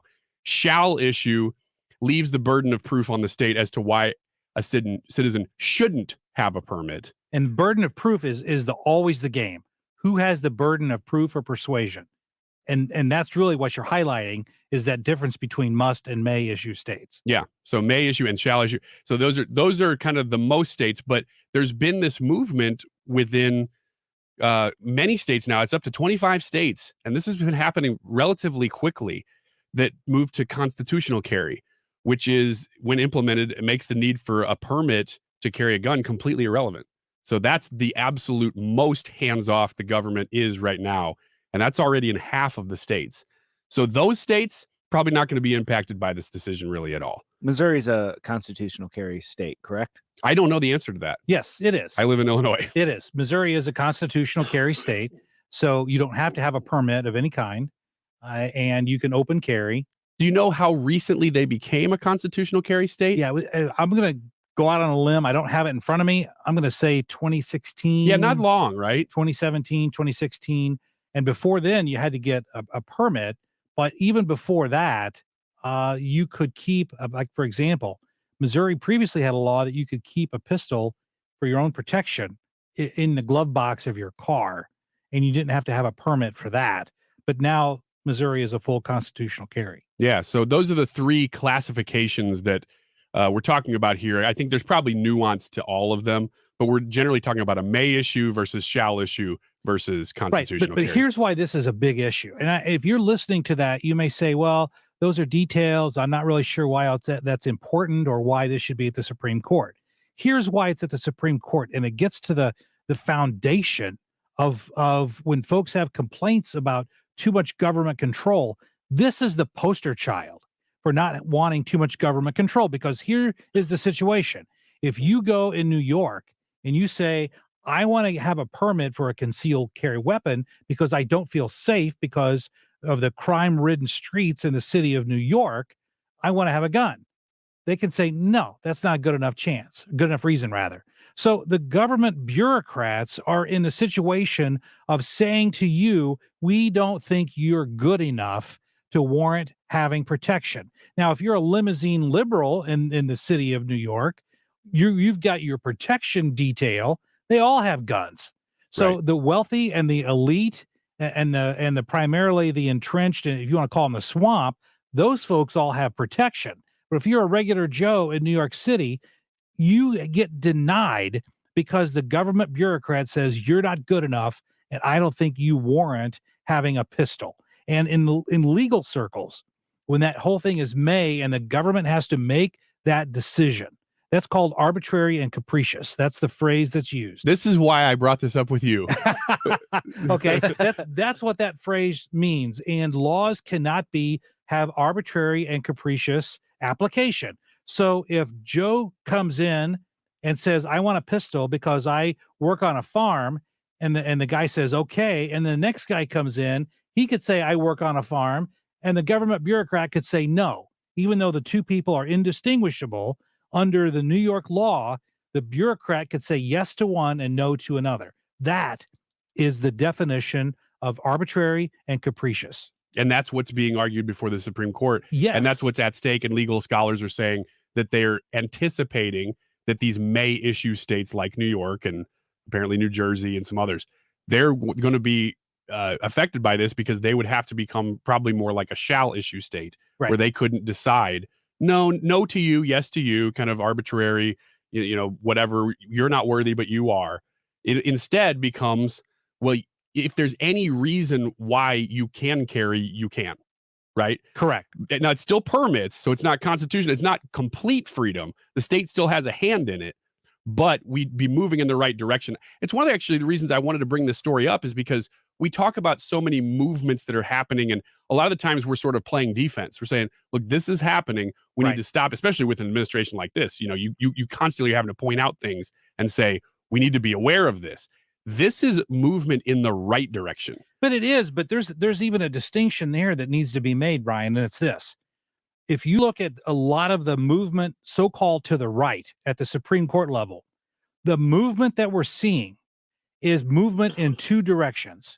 Number one, the government only has the power that's delegated to it. Mm-hmm. And number two, the power of our democracy lies in the people. So the court is saying it's more important for the voters to decide issues than it is for justices or bureaucrats to decide things for us.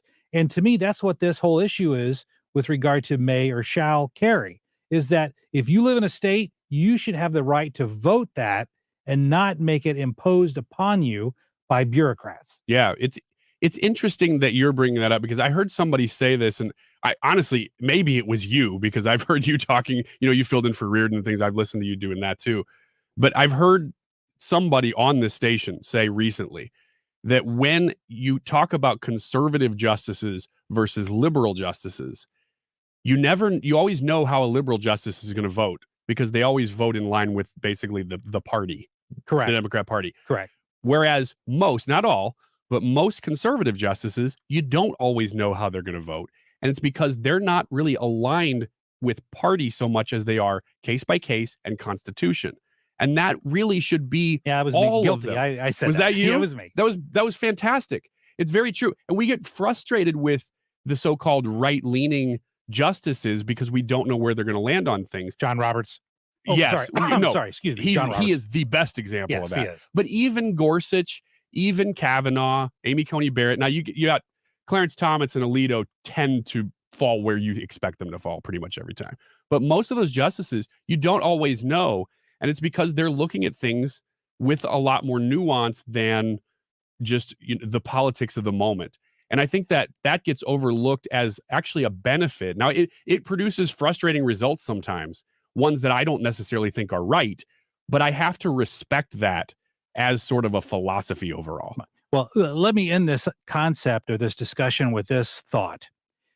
I think it was in 2008 when the U.S. Supreme Court decided a case of D.C. versus Heller. And that was the first Supreme Court case that held as a matter of law, as a matter of constitutional interpretation, that individuals have a right to bear arms. The Second Amendment is firmly planted in the Constitution. And yet the left today wants to argue that the Second Amendment isn't really there. But on the flip side, they want to argue that abortion is a constitutional right, even though abortion doesn't appear anywhere in the Constitution. The consistency among Republicans and conservatives on this issue, though, is this. In both instances, whether we're talking about abortion or whether we're talking about guns, is that they want voters to decide that issue on a state-by-state basis, not 9 robed justices ensconced in the Supreme Court. And so if you want to live in a state that has more restrictive gun laws, you can do that. If you want to live in a constitutional carry state, you can do that. If you want to live in a state that allows abortion, you can do it, and you're free to move in one if you don't. But either way, democracy is improved when voters and citizens have a voice. And in so much of government today, we're being told what to do instead of us exercising our constitutional right to vote for people to do on what we believe in Washington. And that's why it's so important. And this audience knows this better than any audience. We saw that by the Heritage Foundation event just a couple of weeks ago. It's so important to vote and to make your views known at the ballot box.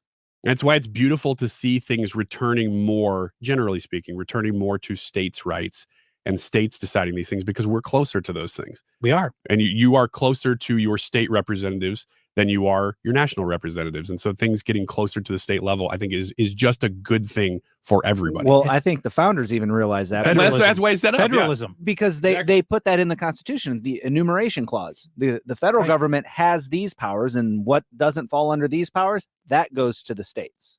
Exactly. Right. And that idea of dividing power is a check and balance that Washington, D.C. doesn't understand anymore. And that's why you've got the left not only wanting to decide whether states can or cannot have abortions, but they even want to decide and regulate your speech. We heard that from just earlier in the show from New York State Governor Hochul, who wants to ban hate speech. And she says, I'm in favor of the First Amendment, but we can't protect hate speech, even though every Supreme Court case that's ever dealt with it said hate speech is protected speech. Yeah. So they want to take options away from us, and that's the opposite of liberty and freedom. Hey, we got to take a break. We'll be right back on the Annie Fry Show. Brad Young sitting in, Ryan Wiggins, and of course, Brad Range flying the plane. Thanks for sticking around with us. We'll be right back.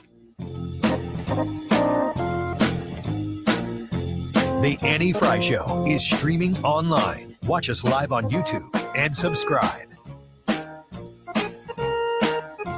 The Mark Reardon Show. Prop D was billed as helping our police, getting them equipped, getting races for the officers, getting more officers. We have less officers now than we did when Prop 2 passed in 2017. Weekdays from 3 to 6 on 97.1 FM Talk. Nobody wants to miss the important things in life, and if it's because of bad vision, you don't have to. Mark Cox here from my friends at Brenton Vision. They can help you out. That's why I want you to take 2 minutes today to call my friends at Brenton at 314-375-2020 or go online to BrentonVision.com. Your eyes are as unique as your fingerprint. Since Brenton Vision is the only place in Missouri offering all 7 forms of modern vision correction, they can create a customized treatment plan just for your vision. They helped my wife out. She chose the lens replacement therapy and now sees better than ever, and she loves it.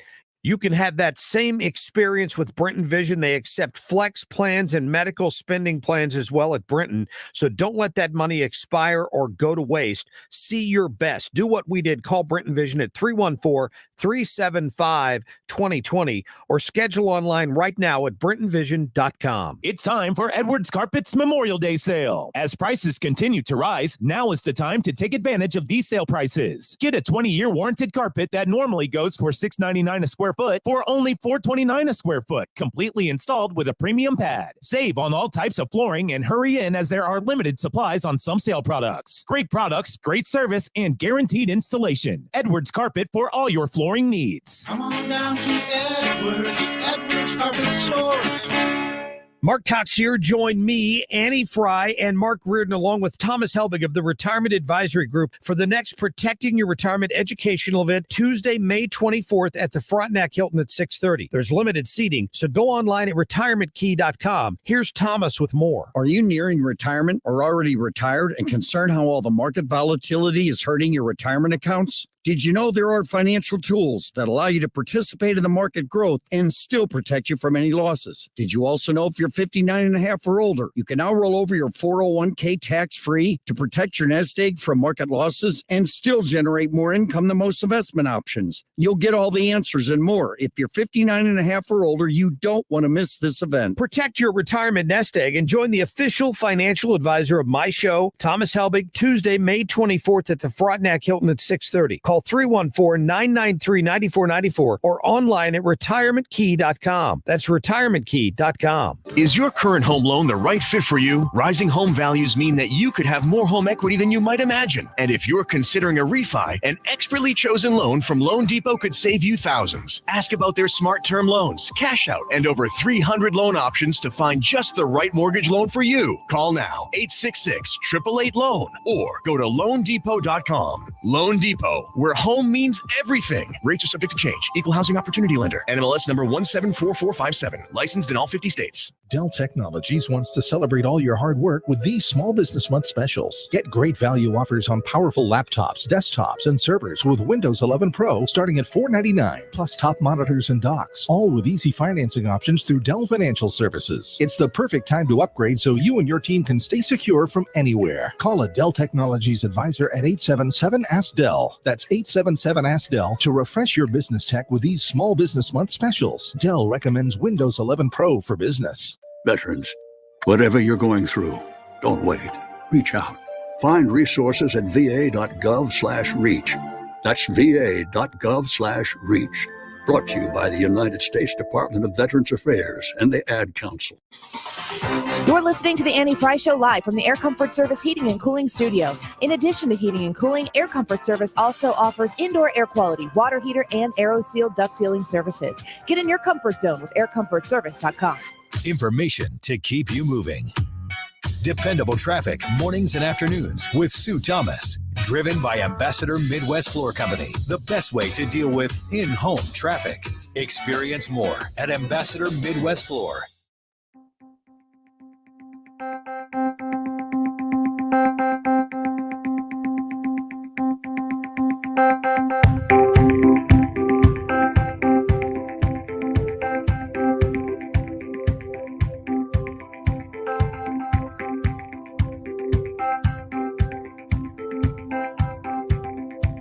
Welcome back to the Annie Fry Show. Brad Young sitting in today. And in the last segment, right towards the end of that last segment, we started talking a little bit about abortion. And there's a great audio clip that I want you to hear. And this is clip one there, Mr. Range, on abortion. They called is candidly and openly calling for a nationwide ban on all abortions with no exceptions for rape or incest. And if I've got that wrong, I would invite Ms. Foster to correct me. Do I have it wrong, yes or no? If we added rape and incest exceptions, would you vote for it? Okay, I reclaim my time, of course. So Brad Range, explain what was going on here, because this is fantastic. So that's Rep. Raskin. I think is he Maryland? Let me look it up. If I get that right, I'm awesome, because that's just a shot in the dark. Yeah, Jamie Raskin. But they had a panel on Maryland, nailed it. Yeah. So they had this panel on, and they were discussing abortion rights, and all this other stuff. And he was kind of railing against Foster was the GOP invitee to this committee, and they were railing against what she was proposing, which was a ban on abortion altogether with no exceptions of rape and incest. And she just dismantled his argument because so here's the thing. The argument always goes, well, what about, and this is the worst case scenario, right? Correct. If somebody is raped or if incest, that is the absolute worst case scenario. So basically what she did was she pulled out the chair from underneath him, because what she did in just that little second there was she proved that it's not just about that. It's about abortion on demand, or the right to abortion for whatever reason. Exactly. And the phrase always used to be, and we heard this in the 90s during that debate, that abortion should be safe, legal, and rare. And yet, if you look at the bill that the the Senate tried to pass, and it failed. It failed not because of Republicans, but it failed because Manchin didn't vote for it, that bill would have allowed abortion up to the moment that the birth was occurring. There was no viability exception. There was no if they can live outside the womb, but it was abortion through the moment that the baby is being born, which is borderline infanticide. Oh, and yeah. that's what they were voting on. Now, I'm not advocating for this, but Susan Collins, Republican from Maine, Lisa Murkowski, Republican from Alaska, maybe even Romney, I don't know, he's usually in that conversation, but at least those two went to Schumer and said, if you will create, and they said, look, we have a more mild bill, because those are pro-abortion senators, GOP senators who are pro-abortion. Now, they are not as extreme as that bill, but they said, now, if you'll do this bill, though, we'll actually cross over and vote for it. And it was something that was still allowing abortion to be legal, but it was probably after the second trimester, it would be illegal, something like that. Correct. And Schumer said, no, we're going all the way. He knew he wasn't going to get it passed anyway, because he wasn't going to overcome the filibuster regardless. No. But he could have gotten bipartisan support. He could have gotten Republicans on board if he had gone a little less extreme and chose not to. Yeah, but that's the whole point. Exactly. That's not what it was for, though. It was to make a political statement. And that political statement is that we as Democrats, he was saying, are for abortion up to the moment of birth. And with that, it really showed that it's not about making it safe, legal, and rare. It's about abortion on demand until literally in the delivery room, you could still abort a child. That is abhorrent. It is. It's abhorrent. And all America knows that. You know, even all the polling is so all over the place on this. People like Elizabeth Warren, who was just on TV a minute ago, she'll cite the polls that say, well, and Democrats all over the place, well, America is actually for Roe versus Wade. Well, yeah, if you go, are you for Roe versus Wade? You can probably get over 50% because people just don't like change. Then you ask them, are you for abortion be decided at the state level or at the federal level? Well, they'll go, what, the state level? Like, they don't even know. People don't even know what they're talking about. So these polls, when they cite them, they don't mean anything. And like you just said about the safe, legal, and rare, have you seen the protests recently? I've seen some videos of people taking protests. People just walking through the streets, chanting and doing the signs and all that stuff. The signs are awful. The chant has changed from safe, legal, and rare to safe and legal. Have you noticed that? Yes. So that says something right there. It does. But as we think about this issue, a lot of times I think we think that, well, these are issues we've been arguing about since 1972. There's nothing new here, but there is something new here. And in fact, Mr. Range, could you play clip number 2? It highlights a new issue here. I believe that everyone can identify for themselves. Do you believe then that men can become pregnant and have abortions? Yes. Well, that's an issue I never thought about before, that men could be pregnant and men could have abortions. That was from a hearing, and that was Representative Dan Bishop from North Carolina talking to one of the witnesses who was testifying in support of an abortion. And she said, yeah, even men can have an abortion. Oh, yeah. Who knew? This issue's all over the place because the traditional talking points, they don't work. Because it used to be, well, this is a women's issue. Men should not be able to speak on it. Well, that's gone now. That's right. Because wokeism has basically turned everything upside down. And so they're silly arguments, but the fact that they're silly is the argument. You know what I mean? Oh, sure. It's like when you say these things, yes, that's a dumb argument to make. But the point is that it was dumb before we made that argument. Like you're pointing out that it was dumb when you were making the argument. So it's such a weird place to be in and trying to find ground to support some of these things because it's like the advocates for abortion right now are having a real tough time coalescing around a message because it's so muddy. Well, and to this point, what do they call them? TERFs, trans exclusionary radical feminists? Yes. Okay, does that make sense? Yes, it does. You said yes, like you didn't understand. I've never heard no, that before. I've heard that. And they called J.K. Rowling this. Yes.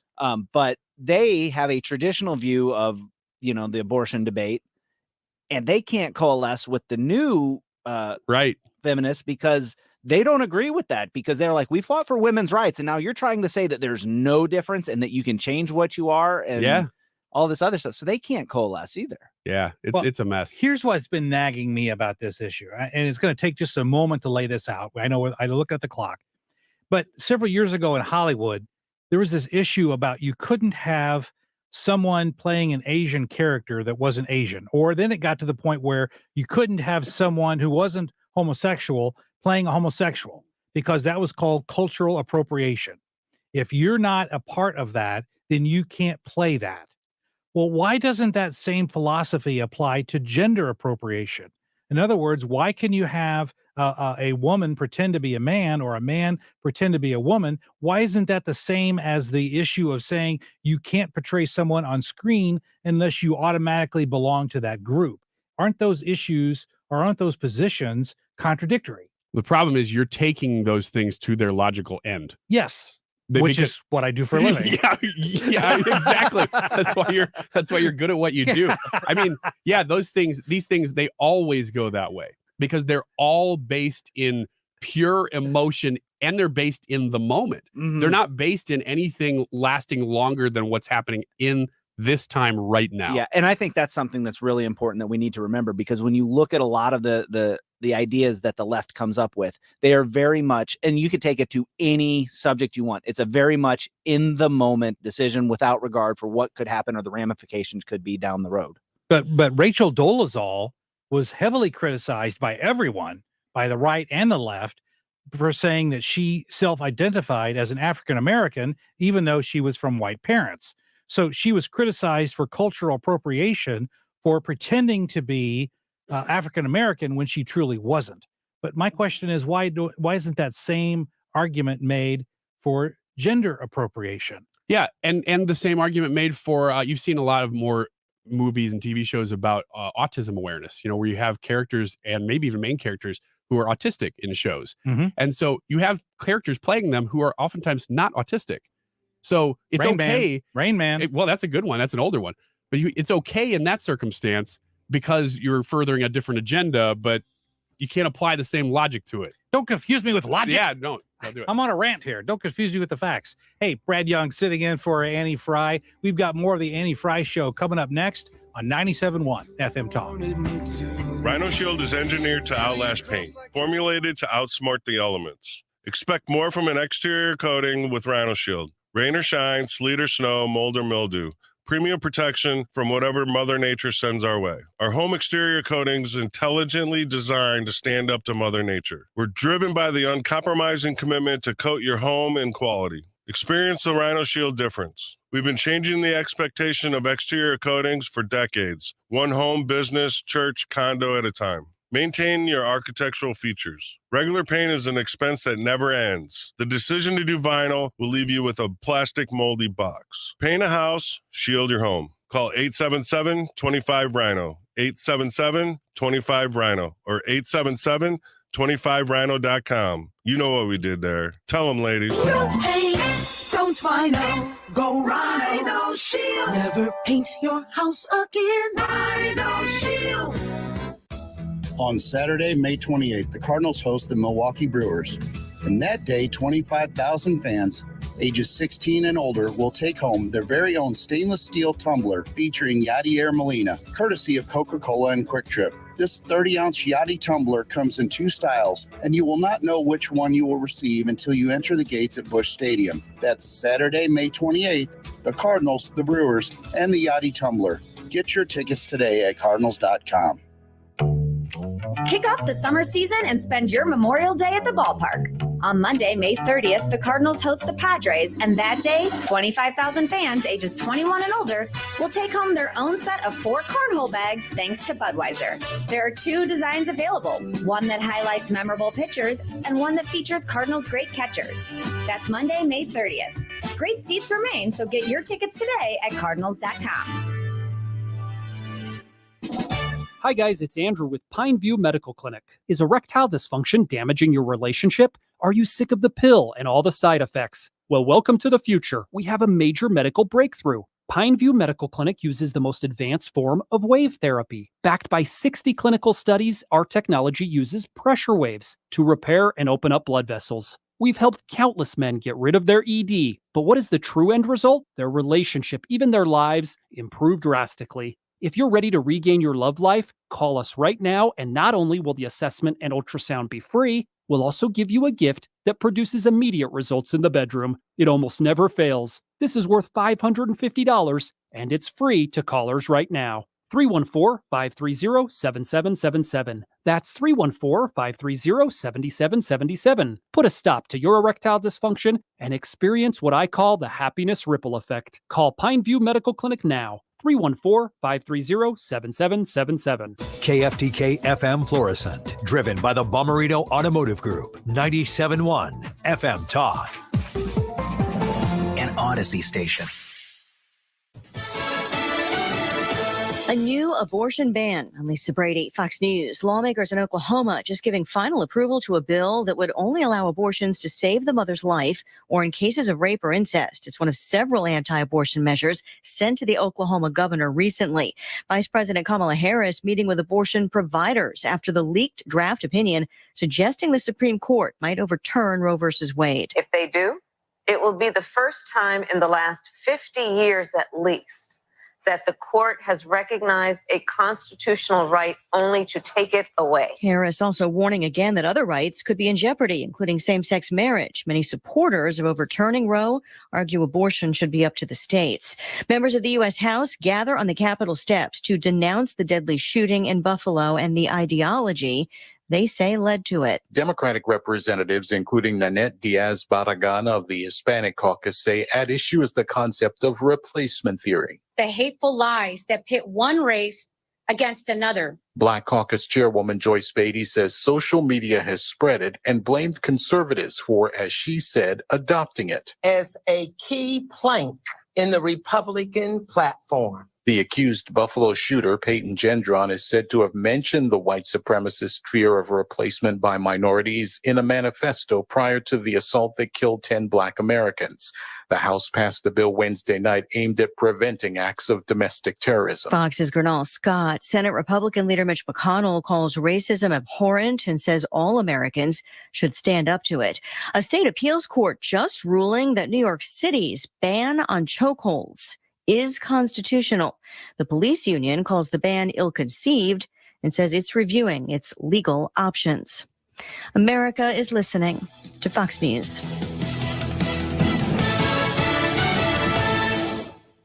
I tend to second guess dinners with friends because they're often interrupted by diarrhea, gas, bloating, stomach pain, or oily stools. It turns out I have EPI, or exocrine pancreatic insufficiency, which means I'm missing the enzymes needed to digest food. My doctor prescribed Creon, pancrelipase, an oral prescription medication that replaces pancreatic digestive enzymes. Creon treats EPI due to cystic fibrosis, chronic pancreatitis, pancreatectomy, or other conditions. Creon may increase your chance of fibrosing colonopathy, a rare bowel disorder. Tell your doctor if you have a history of intestinal blockage or scarring or thickening of your bowel wall, if you're allergic to pork, or if you have gout, kidney problems, or worsening of painful swollen joints. Call your doctor if you have any unusual or severe gastrointestinal symptoms or allergic reactions. Take Creon as directed by your doctor and always with food. Do not chew capsules, as this may cause mouth irritation. Other side effects may include blood sugar changes, gas, dizziness, sore throat, and cough. These are not all the side effects of Creon. Creon is the #1 prescribed EPI treatment. Ask your doctor about Creon for EPI and visit Creon.com or call 800-633-9110 to learn more. That's CREON.com. Air Comfort Service Heating and Cooling Weather with Chief Meteorologist Dave Murray. Changeable skies across St. Louis this afternoon. It's humid, it's breezy, and there will be a couple of scattered thunderstorms around. One or two could be on the strong side, but that's not for everybody. Scattered, the key word. It'll be a fair amount of dry time, but let's keep an eye on the sky. 89. Scattered showers and thunderstorms around this evening, then going mostly clear. 69. Friday, partly sunny, windy, hot, and humid. A couple of spot storms and 89. This is 97.1 FM Talk. Chief Meteorologist Dave Murray. What you won't hear anywhere else. What is with the new song playing at the end of the game, Beach Boys? Okay, so Post-Dispatch said, oh, it's great that they're playing this. We've been playing it since January because at the Winter Classic on the 1st of January, the Blues wore beach gear. Because it was freezing. It was like It was below zero, and they wore beach gear to show that they were not intimidated by the cold. Where St. Louis comes to talk. 97.1 FM Talk. Individual rates, coverage offerings, and savings may vary, subject to terms and conditions. Not available in all areas. Small businesses are the backbone of America. Yet when it comes to workers' comp insurance, you rarely get the savings you deserve. That's because insurance companies tend to lump you in with other businesses, and you can get overcharged. At Pi Insurance, we're on a mission to change that. With Pi, you get a quote specific to your business, and you could save up to 30% with no hassle and no hidden fees. If you like savings, take 3 minutes to see how much you could save at trypi.com. Pi makes workers' comp insurance as easy as pie, with friendly representatives just a call away. No wonder customers rate our service excellent on Trustpilot. You work hard to build your business and keep your employees safe. You deserve more from your workers' comp provider. See how much you could save with Pi Insurance. Ask your agent for Pi or get a quote today at trypi.com. That's trypie.com. Is your roof full of ugly algae black stains? Just one roof restore treatment from Frederick Roofing, and you've got a clean, beautiful-looking roof for a small investment. If it has anything to do with roofing, you need to call Frederick Roofing at 645-2000. 645-2000. Frederick Roofing, 645-2000. What is it that's made Frederick Roofing the #1 choice for more than 80,000 St. Louis roofing customers? Is it Frederick's passion for customer satisfaction? Is it Frederick's own expert, licensed, and insured crews? Is it Frederick's ability to always provide an immaculate cleanup when the job is complete? It's all of those things and more. Frederick Roofing, the smart call to make for your commercial and or residential roof. For a hole in your roof or a whole new roof. Frederick Roofing. Frederick Roofing, 645-2000. Frederick Roofing, 645-2000. It's Cup time in St. Louis. This is Richard Petty, and I'll be bringing the Bommarito Automotive Group's number 43 Chevrolet Camaro to the NASCAR Cup Series race June the 5th at WWT Raceway. Car buyers, selection and inventory are improvement, and Bommarito is Missouri's #1 source for all your automotive needs. Race fans, buckle up because the Bommarito Automotive Group has the exclusive Turn 4 Experience ticket offers available. Open 24/7 at Bommarito.com. Welcome to Total Wine and More.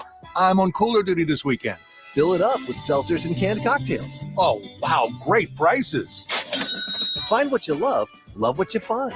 At Total Wine and More. Drink responsibly, P21. Mark Cox here. If you're nearing retirement or already retired, call Thomas Helbig with the Retirement Advisory Group at 314-993-9494. He'll show you how to participate in the market gains without ever losing a penny. Thomas is the official financial advisor of the Mark Cox Morning Show. Download the Odyssey app to listen to 97.1 FM Talk and find content that moves you.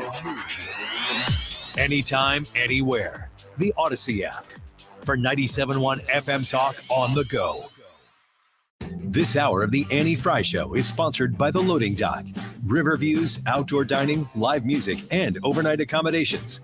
The Loading Dock on the river in Grafton, Illinois. That is exactly what I needed to hear. Thank God someone here knows what they're talking about. That's us. That's right. Gotta love this American ride. Right, you need to take the time and get the full picture. Come on, turn the radio on. It's Saturday and I won't be long. Don't get me wrong, I love the ladies. I mean, they rev my engine, but they don't belong in the newsroom. It is Anchor Man, not Anchor Lady. What do you want from me? I'm not America's sweetheart. Goodness sake, kid. Keep your voice down. Your father's listening to the radio. I'm not America's sweetheart. This is the Annie Fry Show. Welcome back to the Annie Fry Show. Brad Young sitting in today for Annie, of course, as always, joined by Ryan Wiggins and Brad Range. Gentlemen, great to see you as always. Been a lot of fun so far. I hope we can continue. I've enjoyed myself. If we can't, I'm blaming you. I'll take all the blame. I'll shoulder all the blame if that means I get to shoulder all the credit. That's fine. Okay, all right. Well, that hurt you to say, didn't it? Yeah, look at him. He got caught in the throat a bit on the way out. That's fine. That's okay. Fine. Okay, Go for it, Brad. Just want to make sure we know what's going on here. One of the things that's going on this week, and this is a tough topic to delve into, is because earlier we had the shooting in Buffalo, and one of the things that I did as soon as this story broke earlier in the week is I went online and I got a hold of his manifesto, because I knew anytime there's a shooting, the first thing that the media will do will be to try to label the person as a Republican or a conservative. Now, as I read through his manifesto, it's 180 pages long. I'm a very fast reader, and so I skimmed through most of the 180-page document. This guy's a racist. There is no question about it. He is just a blatant racist. And he espouses beliefs that are you can't even argue that they're not racist. But what's interesting, though, is this, and this is what the media is taking his racist views, and they're trying to alter them slightly to try to apply them to Republicans. And this is how this is going. And I want to mention this because I promise you, once you're made aware of this alteration and comparison, you will hear it. It will happen. You can take that to the bank. But here's the thing. The shooter's theory is called the replacement theory. And essentially, the great replacement theory is this, that there's a shadowy group of elites that are mainly Jewish people who have deliberately undermined the racial purity of Western countries by facilitating a mass immigration of people from different races and intentionally mixing them. And so racists look at that as a watering down of racial purity. That's the great replacement theory. It's a completely racist theory, has no basis in reality of any kind. But what's happening is, as soon as this racist shooter started and his manifesto was out there, what the media did is they altered his theory slightly in order to make it comparable to Republicans. And this is what they've done. They've said now, in fact, the Washington Post accused Representative Elise Stefanik of echoing racist theory because Republicans have said that when voters or when immigrants come in from Mexico, and I've even referred to them as future Democrat voters, that is the same as the replacement theory being argued by the racist shooter in Buffalo. So you see the distinction. The shooter's theory is of racial purity, but both Republicans and Democrats have argued for years that as the demographics of the United States changes, that you get more ethnicities, that it will change the electorate of the people. But that's not the same as saying it's interfering with racial purity. That's a racist theory, as opposed to a theory that describes how changing demographics changes the politics of America. So you see the difference? I do. Okay. I do now. Okay. Because I had heard replacement theory tossed around quite a bit recently, but I didn't really know I didn't read the guy's manifesto, so right. I didn't exactly know what it was. I wanted to read it because I knew this was going to come up and people were going to ask me about it, so I wanted to read it. And so as soon as I read his theory and I was familiar with it, and then I heard the reporting of it, they've altered and slightly modified it in order to use it to attack Republicans. Now, in his manifesto, the shooter specifically states, "I hate conservatives." They never mentioned Fox News. He never mentions Tucker Carlson, and yet the morons on MSNBC have been saying that Tucker Carlson was responsible for what the shooter did. He never mentions Tucker Carlson, not once. And when he tries to say, and he does his own Q&A in the manifesto, he gives himself questions and then he answers them. And the Q&A is, are you, what political party are you? And he says, well, I've been a communist most of my life, but recently I've become an eco-nationalist leftist, which I don't even know what that means. But I don't either. But no. Eco-nationalist? Yeah, an eco-nationalist. Oh, eco, like not the economy, but the ecology. Yeah. So he's an eco-leftist nationalist. Okay. Which, again, not real sure what that is, but I'm really sure that it's not a Republican, because he even says in the manifesto, conservatives are evil, they're run by corporations, they're simply serving the will of the corporate America. And yet the left has latched onto this racist shooter to try to link him with Republicans. And they've done it. But this whole replacement theory and changing demographics, and I'm working up to a point here, is that even on MSNBC for years, I've seen commentators talking about how more immigrants coming to the country is going to change the electorate. That's not what this guy is espousing. But the grand scheme here of the left is because they're not going to win on the issues this year. They're not going to win on the economy. They're not going to win on who's in the White House. They're not going to win on any topics or issues of any kind. Their goal is to label conservatives and Republicans as racists. That's all they have. That's all they have. That's the only arrow in their quiver. And so this shooter incident is going to be used to try to link Republicans to racism, because that's all they have. And I've been formulating this idea for the last couple of days.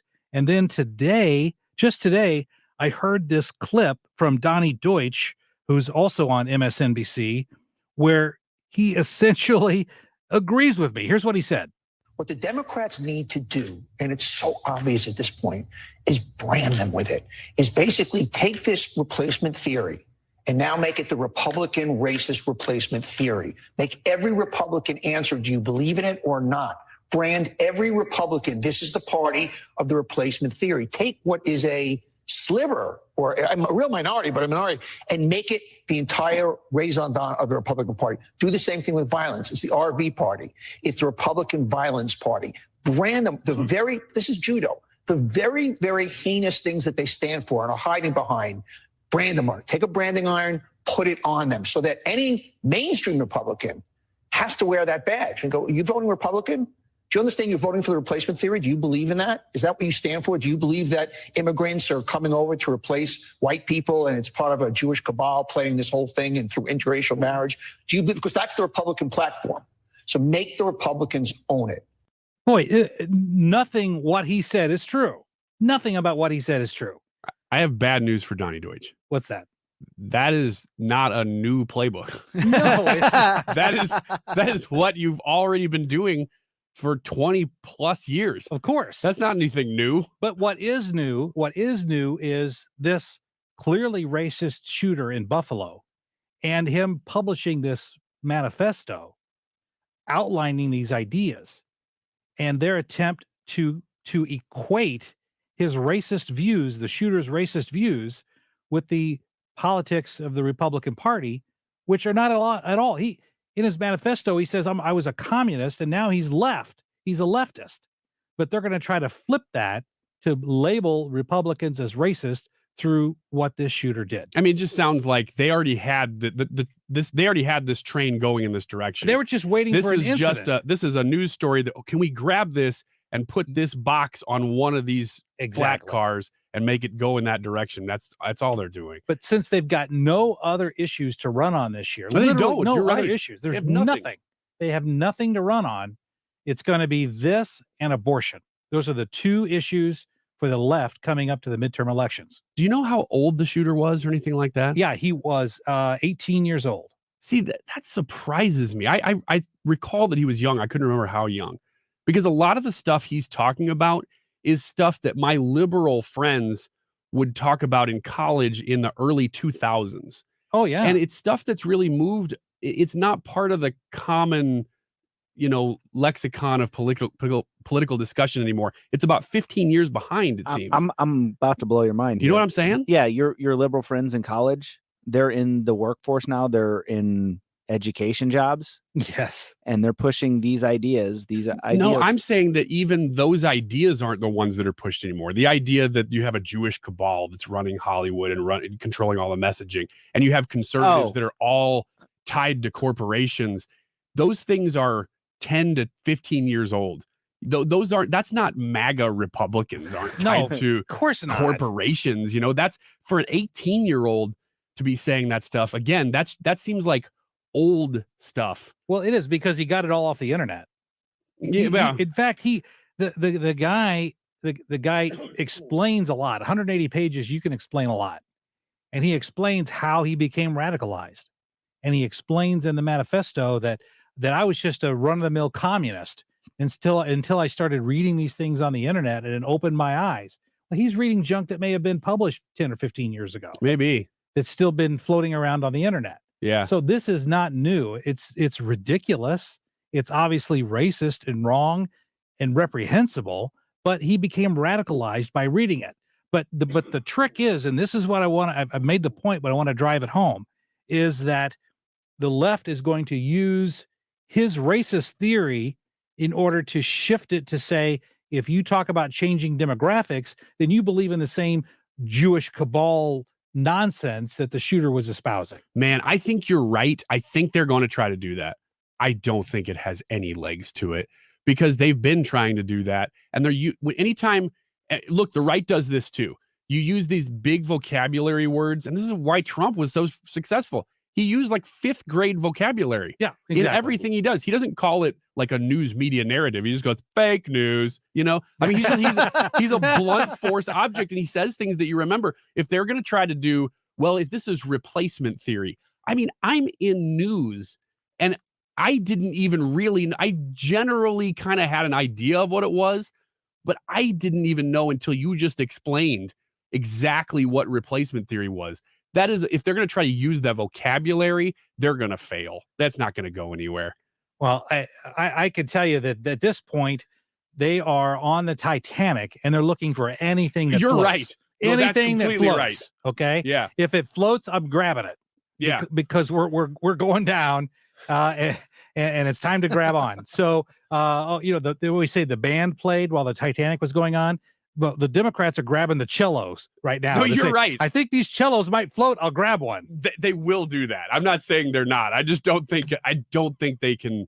The ship's going down, like you're saying. But in case folks don't know and can't understand that subtle difference between talking about racial purity, which is racist, and talking about changing voter demographics, which is not racist, the left is going to try to equate those two ideas. And I promise you, there's something called a reticular activator. Okay. You want that? You ever heard that term? It's a neurological term. And a reticular activator, and to me, this is a fascinating idea, is that, and here's the best example of it, that when you become aware of something, you then begin to notice it more often. Here's the greatest example. What was your first car, Ryan? 82 Cutlass Sierra. Okay. It was almost as old as I was. All right. Before you started driving that Cutlass Sierra, you probably didn't notice how many other Cutlass Sierras there were on the road. But when you started driving yours, all of a sudden, shazam, I'm seeing Cutlasses everywhere. Well, it was pretty old, so it was hard to find them, but your point remains. If I saw one, I was like, hey, there's one. Whereas if you didn't have a Cutlass Sierra, you never would have noticed the other one, okay? So I'm wanting to make sure that now that you're aware that saying a changing demographics is not the same as a racist replacement theory that talks about racial purity.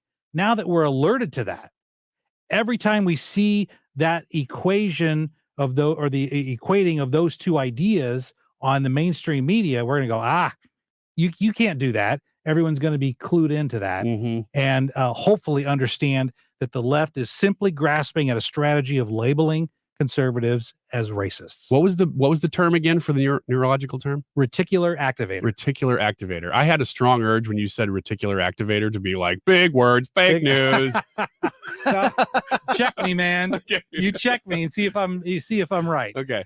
I know I'm right about us running out of time, so we're going to take a break. We'll be right back. Annie Fry Show. Brad Young sitting in today. 97.1 FM Talk.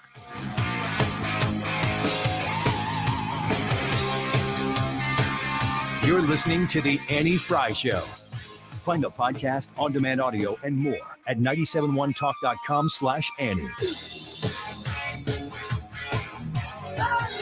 This Wednesday, the Mark Cox Morning Show, 97.1 Senate Speaker Series continues with Missouri U.S. Senate candidate Billy Long.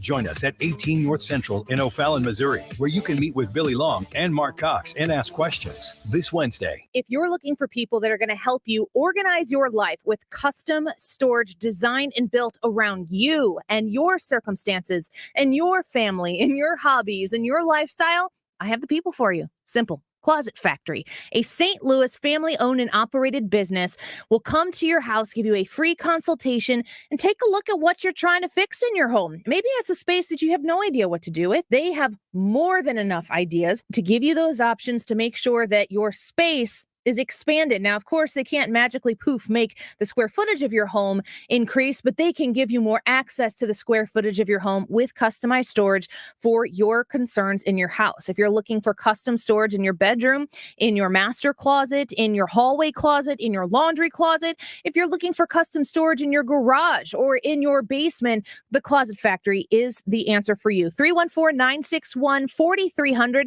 You can find them online right now at closetfactory.com. The NBA playoffs are heating up.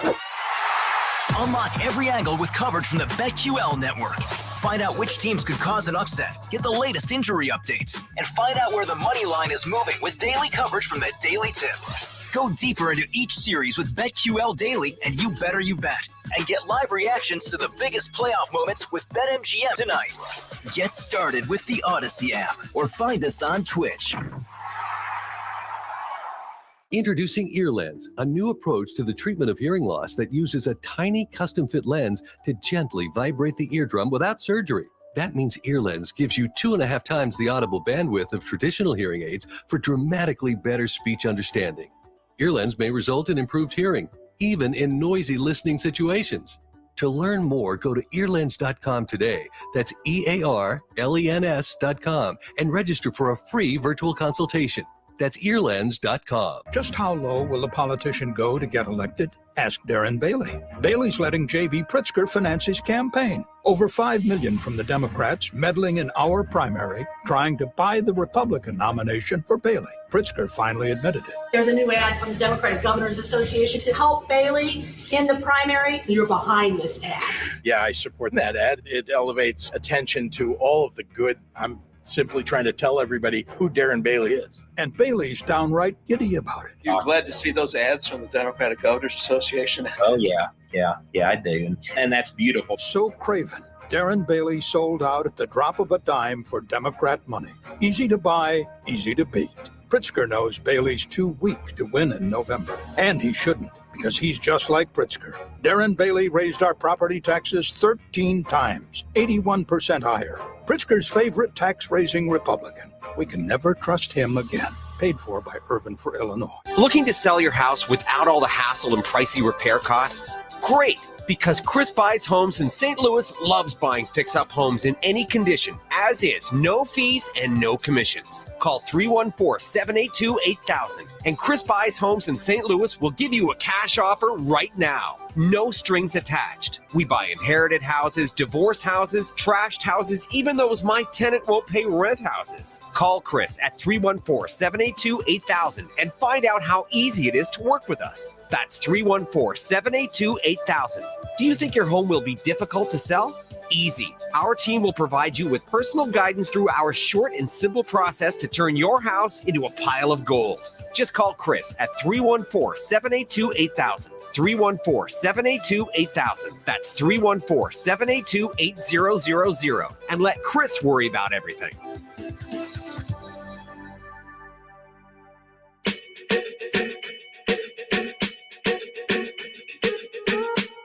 I'm at a party I don't wanna be at, and I don't ever wear a suit and tie. Wondering if I can sneak out the back. Nobody's even looking me in my eyes. Can you take my hand, finish my drink, say, shall we dance? Hell yeah. You know I love you, did I ever tell you? Welcome back to the Annie Fry Show. I was. Have you heard the latest? The latest potential pandemic is called monkeypox. Yes, I heard have. Like, it's gross looking. I know, but still, are we ready for a new pandemic? No, we're not doing this. We're not doing that again. Well, I can't. I don't know if this is true or not, but I understand that Dr. Fauci his recommendation for protecting yourself from monkeypox is covering your ears and your eyes and your mouth. Mm-hmm. You got to have 3 people to do it. You have to have 3 people, and one covers their ears, one covers their eyes, one covers their mouth. That's going to protect you from monkeypox. Couldn't you just use a mask on your ears and your eyes? Oh yeah, and your that's mouth? it. You could just put it mask it all. Mask it all. Just up. cover it all up. Keep yourself safe from that monkeypox. That monkeypox is gross, though, man. But The pictures are like, ew. I know, but I just That's why it's getting attention. Well, that's why. And plus, it's funny because just the name, Yeah. monkeypox. I just think there was a line from what was that animated movie where they escaped from the zoo and Madagascar. Madagascar, yeah, and one of them said, to the monkeys, if you have any poo, throw it now. That's Wait, is that where it's coming from? that's all right. Is that where people are getting it? Or maybe just that I've got like a 12-year-old sense of humor. There's a real big outbreak of monkeypox right off of Hampton, Really? outside the zoo. Oh my! Watch where you drive, kids. Watch where you drive. But a lot of the stuff we've talked about today has been dealing with issues controlling our speech, and we talked about how the Disinformation Governance Board and how that was just a huge was a mistake from the beginning, and it never should have gotten off the ground. But what I wanted to get to is that, and this goes along with the idea that I expressed earlier, which is that the attempt to control speech is really just an attempt to control our thoughts and our opinions. That's really what it is philosophically. But there's a school in Wisconsin who had a problem with 3 8th graders because there were these 3 8th grade kids who would not use the correct pronoun for discussing or addressing people who self-identify as a different gender. Well, these 3 8th graders now are facing Title IX complaints, and they are facing potential dismissal from school because of their refusal to use the correct pronouns. So how does that grab you guys from this perspective? These are 8th grade kids. Does that have any impact on this discussion? Well, yes, but I mean, my initial thought is that what we're doing is trying to, as a society, basically remake all of society around certain groups of people. So you can't have an opinion about what other people's pronouns should be.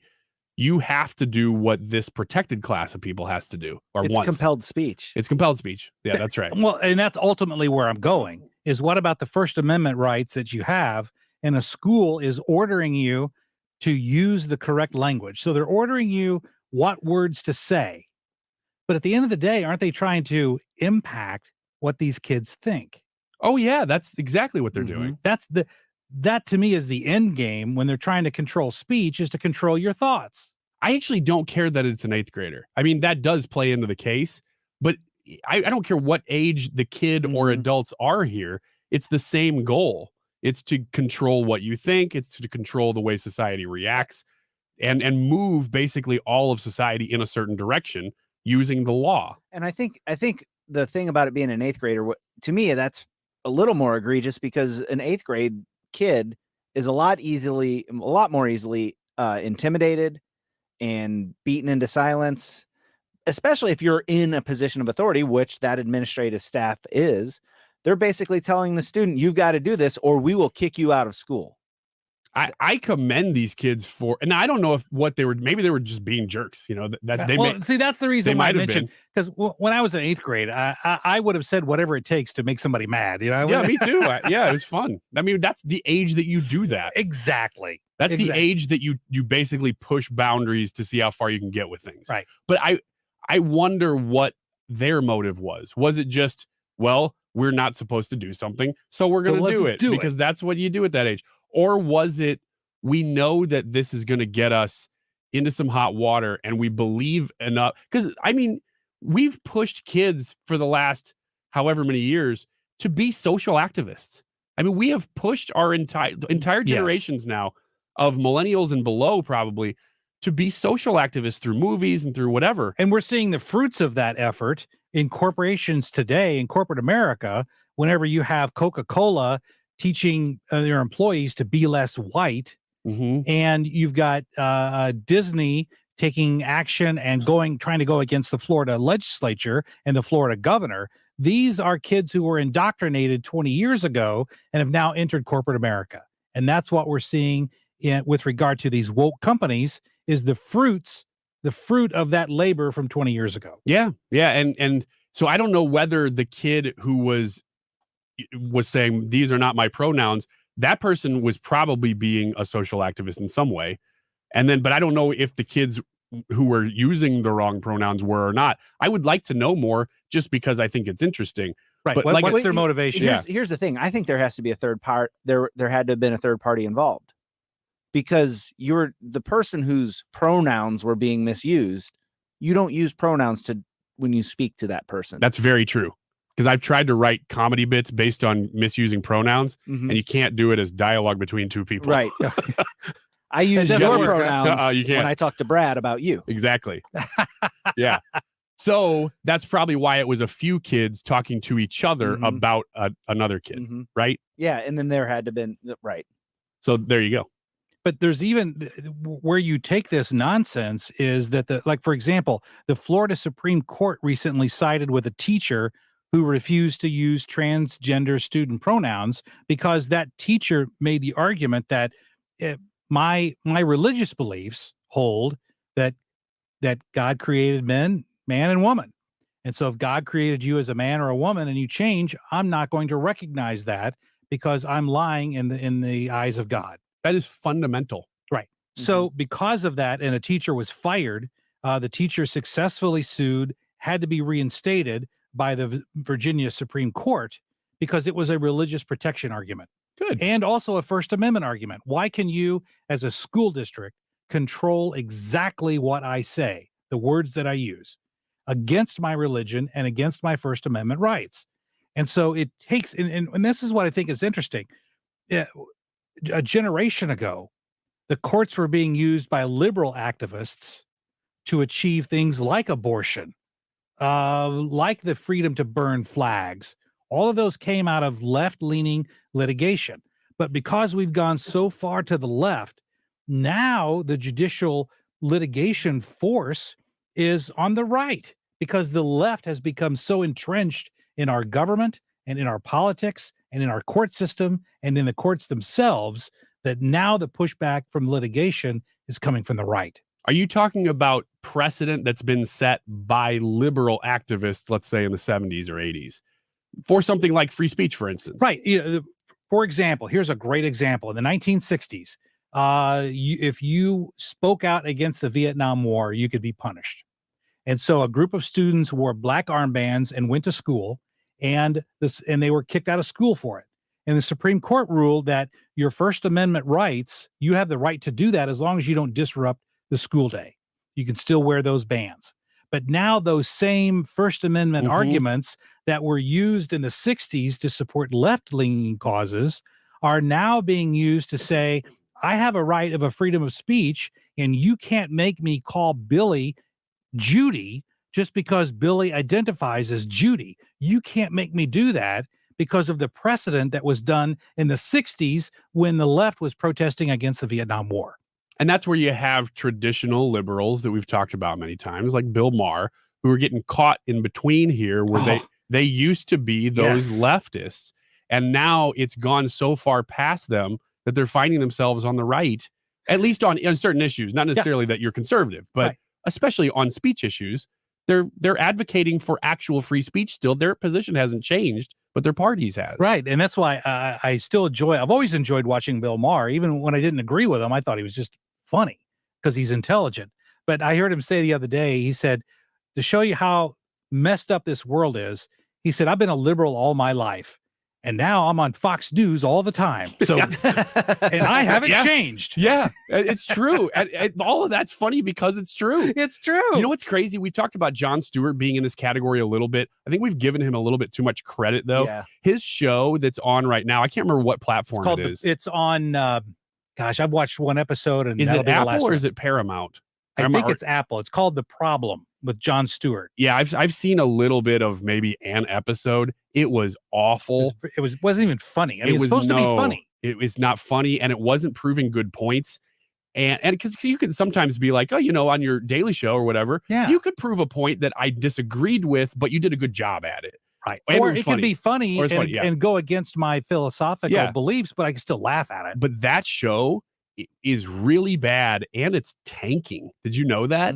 It's doing really poor. Nobody's watching it because it's nothing. Well, if it gets down to the point where absolutely no one watches it, it'll probably get picked up by MSNBC. It would get picked up by CNN Plus. CNN Plus. Hey, if you like what we're doing here today, let us know. Go on Facebook, on Twitter, I believe we're streaming on YouTube. Any place YouTube and Twitch. And Twitch as well. Let us know what you like. Let us know what you don't like. Because ultimately, you're not just philosophically about this, but you're the audience. You are the audience. And we always appreciate hearing what you have to say. Brad Young sitting in for Annie Fry. We'll be right back. With the bad nights, when I'm with my baby. This is the Annie Fry Show. Follow Annie on Twitter at Annie Fry Show. As long as you just hold me near, you can take me anywhere. The Mark Cox Morning Show. We've got Jeff Smith, former Missouri Senator. Biden is the weakest general election candidate that Republicans can offer. It doesn't mean he won't win. He may still win. Any Republican is favored in Missouri. You just put an R after someone's name. Weekday mornings 5 to 9.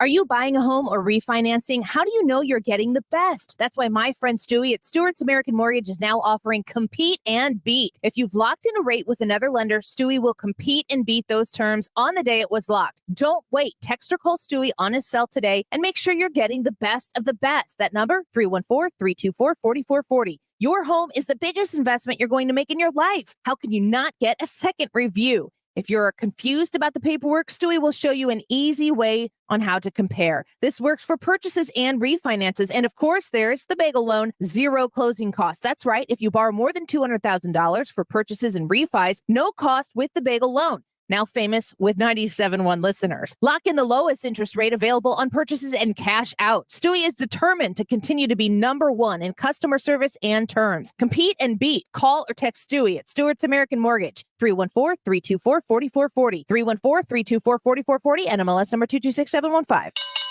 The Fed has raised rates. But there's still time to put extra cash in your pocket with a cash out refinance from Golden Oak Lending. I'm James Hawkins, president of Golden Oak. With home values at all-time highs and our low rates, you can pull more cash out of your home. Call 314-567-GOLD today, while Golden Oak still has millions of dollars available. Golden Oak Landing, showing my blue. NMLS 114937. You know, in life, you can count on three things: death, taxes, and your car breaking down at some point. Mark Cox here. I can't do anything about the first two, but I can help you with the car breaking down. That's why I have CarShield. So be like me. When something goes wrong, I count on CarShield to save me from expensive repairs. If you've ever had a transmission go out or a major electrical problem in today's cars, you know what I'm talking about. CarShield offers protection plans for about $100 a month that cover more than ever before, whether your car has a few thousand miles on it or 150,000 miles. So when you need a repair, you don't deal with the paperwork. You just choose the mechanic to do the work, and CarShield administrators handle the rest. When your car breaks down, you can count on CarShield for help. Get coverage like I did.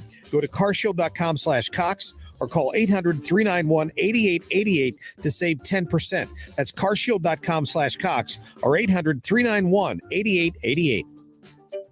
Finding great candidates to hire can be like, well, trying to find a needle in a haystack. Sure, you can post your job to some job board, but then all you can do is hope the right person comes along, which is why you should try ZipRecruiter for free at ZipRecruiter.com/radio.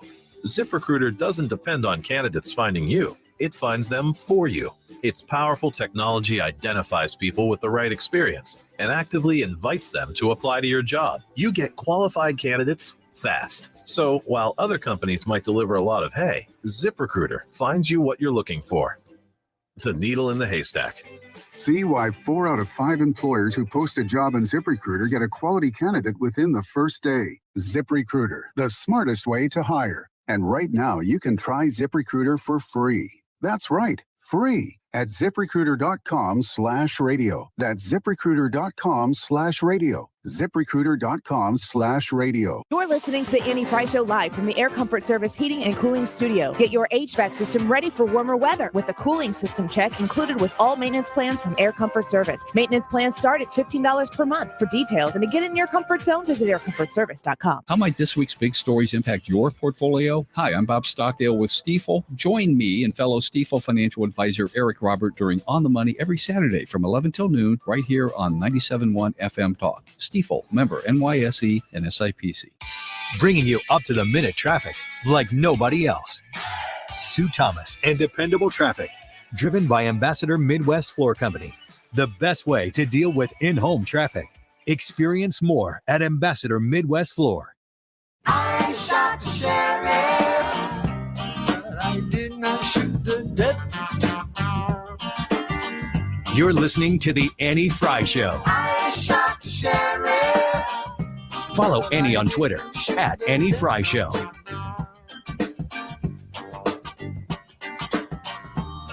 Welcome back to the Annie Fry Show. Brad Young sitting in. Thanks for hanging out with us today. We're glad you're with us.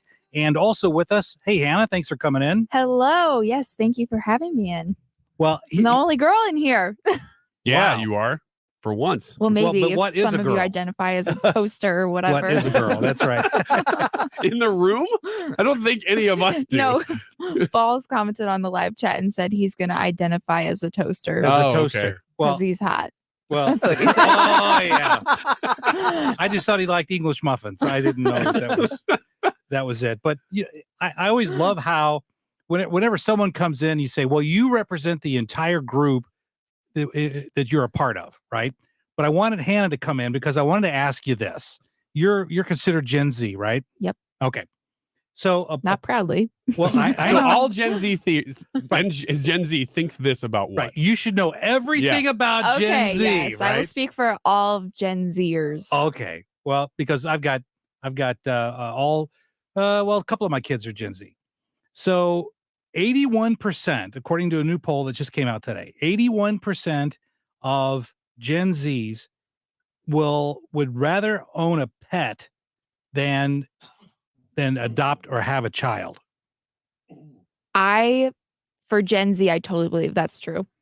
Having a kid is not. Yeah, where does Gen Z stop? Like, what's the age limit for Gen the age Z? limit is for Gen Z born between 1997 and 2012. 2012? Yes. Okay, so you're talking about people that aren't that old. So, No, right. but people around my age, like, who are starting to get to that point in life where you normally would have kids, that's not cool anymore. Oh, it's not cool to ever have kids when you're even like below 30 or something Yeah. now? Or ever. Really? Yes. Well, that's what young people always think is, oh, I'm not going to ever have kids. And then you get to a certain age and you're like, yes, of course I'm going to have kids. Being like a dog mom is the new fad. Right. And that's why 7 out of 10 would rather adopt a pet than to have their own children. You think that accurately represents the thought patterns of Gen Zers? I do. Well, I don't you speak agree. for all of them, so. I don't agree. I would go against the grain on this. I would choose both if I had the option, but I would say, as me speaking for all of Gen Z, they would rather have a pet than a baby. I hate the idea of dog parent. I hate everything about Be that. careful, people. And dog parents are cat moms. very passionate Have you people. met a cat They're mom? what? Because you almost said it. What? Starts with a C. Yeah, Crazy. Okay, I won't call them out that much. My mom. No. A member of my family whom I love dearly is a cat mom, and she has an Instagram for her cat. My dog has a Twitter page, but I don't run it. Who runs The it? dog. My wife. Oh, Poe? Oh, yeah. At real Poe Range. But see, there's another question in this poll that takes the poll in a completely different direction. Okay. Oh boy. Because the other question was, do you love your pet more than at least one of your family members? Well, you could have just that crazy uncle that gets drunk and comes only on holidays. You could easily love your dog more than that crazy uncle. I would think this would be pretty high. So this is high. Yeah, this is in the well up in the 80 percentile of almost all age groups. Say, yeah, I love my pet more than at least one of my family members. Okay. And I'm sure that if you polled my family, they would say, yeah, dad. Yeah, we like our dog more Look, than dad. that's easy. No. A dog is just a thing that just comes and says, I love you all the time. That's all it does. That's all. So well, it's That's easy why to they're love. so amazing. Exactly. So it's easy to love a pet more than a person. So I got to think that that's a loaded question. They don't always say I love you. They eat your couch and make but a they mess do it on with your love. carpet. Yeah. But they, sometimes, they eat your couch because they have anxiety because you're not around because they love you so much. Mm-hmm.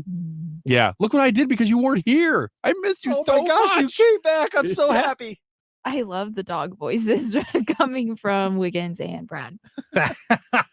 Well, also, and this is the other reason why I want to put you on the spot. Do you think this is a high number? Because according to this poll, Gen Zers budget $198 a month for their pets. Does that seem high, low, as far as the group goes? Does that seem high, low, or about right? As a group, I say that's pretty on par. What I was it? say that's pretty- $180 a month? No, it's $198. $198 a month on their pet. Dog bandanas are really in right now. That still seems for high. every holiday or event, they like get a dog bandana that has like for Mardi Gras would have, like It doesn't green and purple. We used to buy. I had a Saint Bernard until a few years ago. Wow. Did you put one of those little barrels under his neck that had brandy in it or something? We wanted to, but we couldn't find one of those tiny little barrels. What was its name? That's in all the cartoons. I you know. They got the little, Yeah, they got the brandy or something. They in rescue there. people on ski slopes. Exactly. What was its name? Bailey. We got the dog. We didn't name it, so it was a rescue. So it was named Bailey. So when we got the dog, it would do all the stuff. It would go through the trash when we were home. Well, it got better over the years because it's so lazy. Well, then by the time it died, we were buying the premium stuff. I mean, the really good dog food, the best stuff. Because those dogs can eat. Yeah, that's what I'm saying. That's It's a why I said it was a Saint Saint Bernard. Bernard, because we're talking about a big dog. We were still only spending probably $50 a month on food. Now that's probably gone up because this was about 3 or 4, maybe more than that, 5 years ago. So food alone was $50. If you include maybe some grooming or whatever, like we didn't do a lot, but a little bit. Let's say we got to 100. It still shocks me that you could get to 200 a month for any dog. Let alone, I mean, if you're talking about a Great Dane that eats twice the amount of food or 3 times the amount of food of a normal dog, then maybe. Balls just commented on the live chat and said, $200. Are they getting them Starbucks or something? Yes, people get pup cups. Yes, they do. I've For their seen dogs. free. I've seen that. They are? Yes. Probably they're not free. anymore, since according to yesterday, Starbucks now charges 50 cents to blend your drink, which just infuriated me. Go off, Hannah. No, please go. We're all upset by this. Yes, that's an outrage. That's so stupid. You're buying a blended drink. Yes, Yeah, it's well, supposed to be blended. Yeah, you don't say I'd like this. I'd like a frappe. Can you blend it? That's like Right. charging. That's like charging to assemble your hamburger.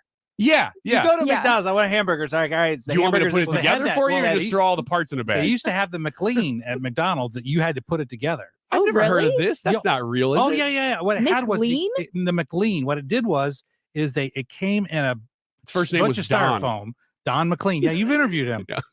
But the hot part was on one side and the lettuce and the tomato was on the other side, and you had to put it together, and that way the hot was kept hot and the cold was kept I cold. remember that. Oh, I It was could called see the why that McLean. didn't last long. That was Yeah. stupid. But it Like, was- slap my burger together. Let's Yeah. go. I know, but it was also it was a trash compactor nightmare because there was just all this extra styrofoam. Okay, can I just complain about something else that drives me crazy? It's Please the blended drink. It's that whole thing. Oh yeah. It's not that though. And this has been going on for years. Oh, Whenever here we you go to the post office and you ship a package. Okay, here, I got a package for you right here. Ship this to New Hampshire for me. Okay, how much does it cost? $10. Okay, great. Do you want to insure it? What the heck am I paying you to do that I have to ensure that you don't just take it and throw it in the trash? Like, Yes. why do I have to insure it against the thing you're supposed to do with it? It's an Oh, man. admission The that we service you're supposed to provide. Yeah, we may not Yeah. do that though. it's an admission that says we Yeah. may not do what we want us to do. I've got a personal story about that. I had a wedding ring, and it was a titanium wedding ring, and it had gold inlays for crosses. It was amazing. It was an awesome ring. That I sounds took it to- great. Good story. I took it to a jewelry store to have it washed. The gold inlays came out. The jewelry store told me, go pound sand. We didn't do that. It's your fault for bringing us to wash. So I contacted I contacted the ring manufacturer, and they're like, send it back to us and we will fix it for you. Okay. So United States Postal Service. I sent it through them. I insured it. It showed up to the facility, and they took a picture of the envelope that it was in and showed it to me. And the envelope was torn, and the ring wasn't there anymore. So somebody just opened it and stole it. They tore the bottom and stole the ring out of it. So what happened to the insurance? Well, I got the insurance money, and now I got a new ring. Well, I guess that's a good way to sort of beat the system if you know it's going to get stolen. Yeah. But that's not what I did. I mean, I want my wedding ring So back. I've got a suggestion here. I've got a suggestion. You know, the old trick where people used to mail letters and you would put the address on the return where you actually wanted it to go, and then you never put a stamp on it, and you'd mail it, and it would go to where you want. You wouldn't have to pay for it, right? So I've got a new twist on that theory, thanks to you, Brad Range, and that's this. You put on the envelope fragile gold rings contained inside, right? And then you could put, now, of course, this is being dishonest. I'm not advocating this. No, of course you're not. I'm only sharing this for informational purposes only. You should not follow the following advice, okay? Okay. You're not advice as a lawyer, right? Not advice in any way, shape, form, or manner, whether legal, moral, or spiritual. And that is, you can put fragile gold rings contained inside. You put a $2 ring inside there. You insure it for $10,000. You put on the outside, warning, gold rings inside. They steal the $2 ring, you could collect on the insurance. That's insurance fraud. Yeah, you could if you. And we call that insurance fraud. Yes, that's exactly what that's called. Lesson today from the lawyer. You know what I would do is I would do the exact same thing, except I'd fill it with a glitter bomb. And that way, whenever the jerk went to steal somebody's ring, they got blasted with glitter. Tomorrow, Hannah comes in. She's got a new car because she has committed something called insurance fraud. Well, I don't want to know anything about it. I don't want to hear about it at all. Well, Brad told me. It's on record. Yeah, it's on record. We have an attorney who told us how to do this. Yeah. Well, yeah, I went to a seminar once on how to spot financial fraud. It was a legal seminar. And about halfway through the seminar, I thought, they're not teaching you how to spot fraud. They're teaching you how to commit fraud. Oh, yeah? Were they really? Yeah, Is that really what it was? That's exactly what it was. Because I Ryan leaned over to my wants to I said, they're teaching us how to commit fraud because they're saying, if you see this is fraud, but how they get around it is this way. I'm like, they're teaching fraud here to a bunch of lawyers. I'm like, it was a legal seminar? Oh, yeah, it was a continuing legal education. Did the CLE. people who signed up for it know they were going to learn about how to commit fraud? No, they thought they were learning how to spot fraud, but the people who are teaching it were teaching you how to commit fraud. Did they know? Did Like, the if you people look at what these idiots do, instead they should do this. Yeah.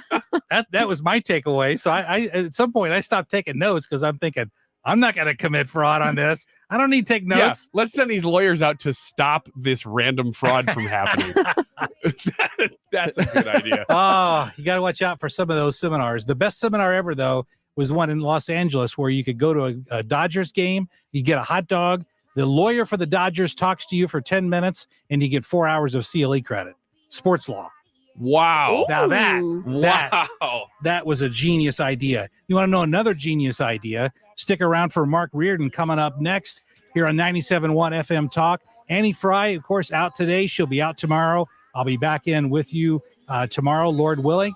Thanks for listening to 97.1 FM Talk. You want to retire soon, but everyone keeps telling you to wait until you're 65. After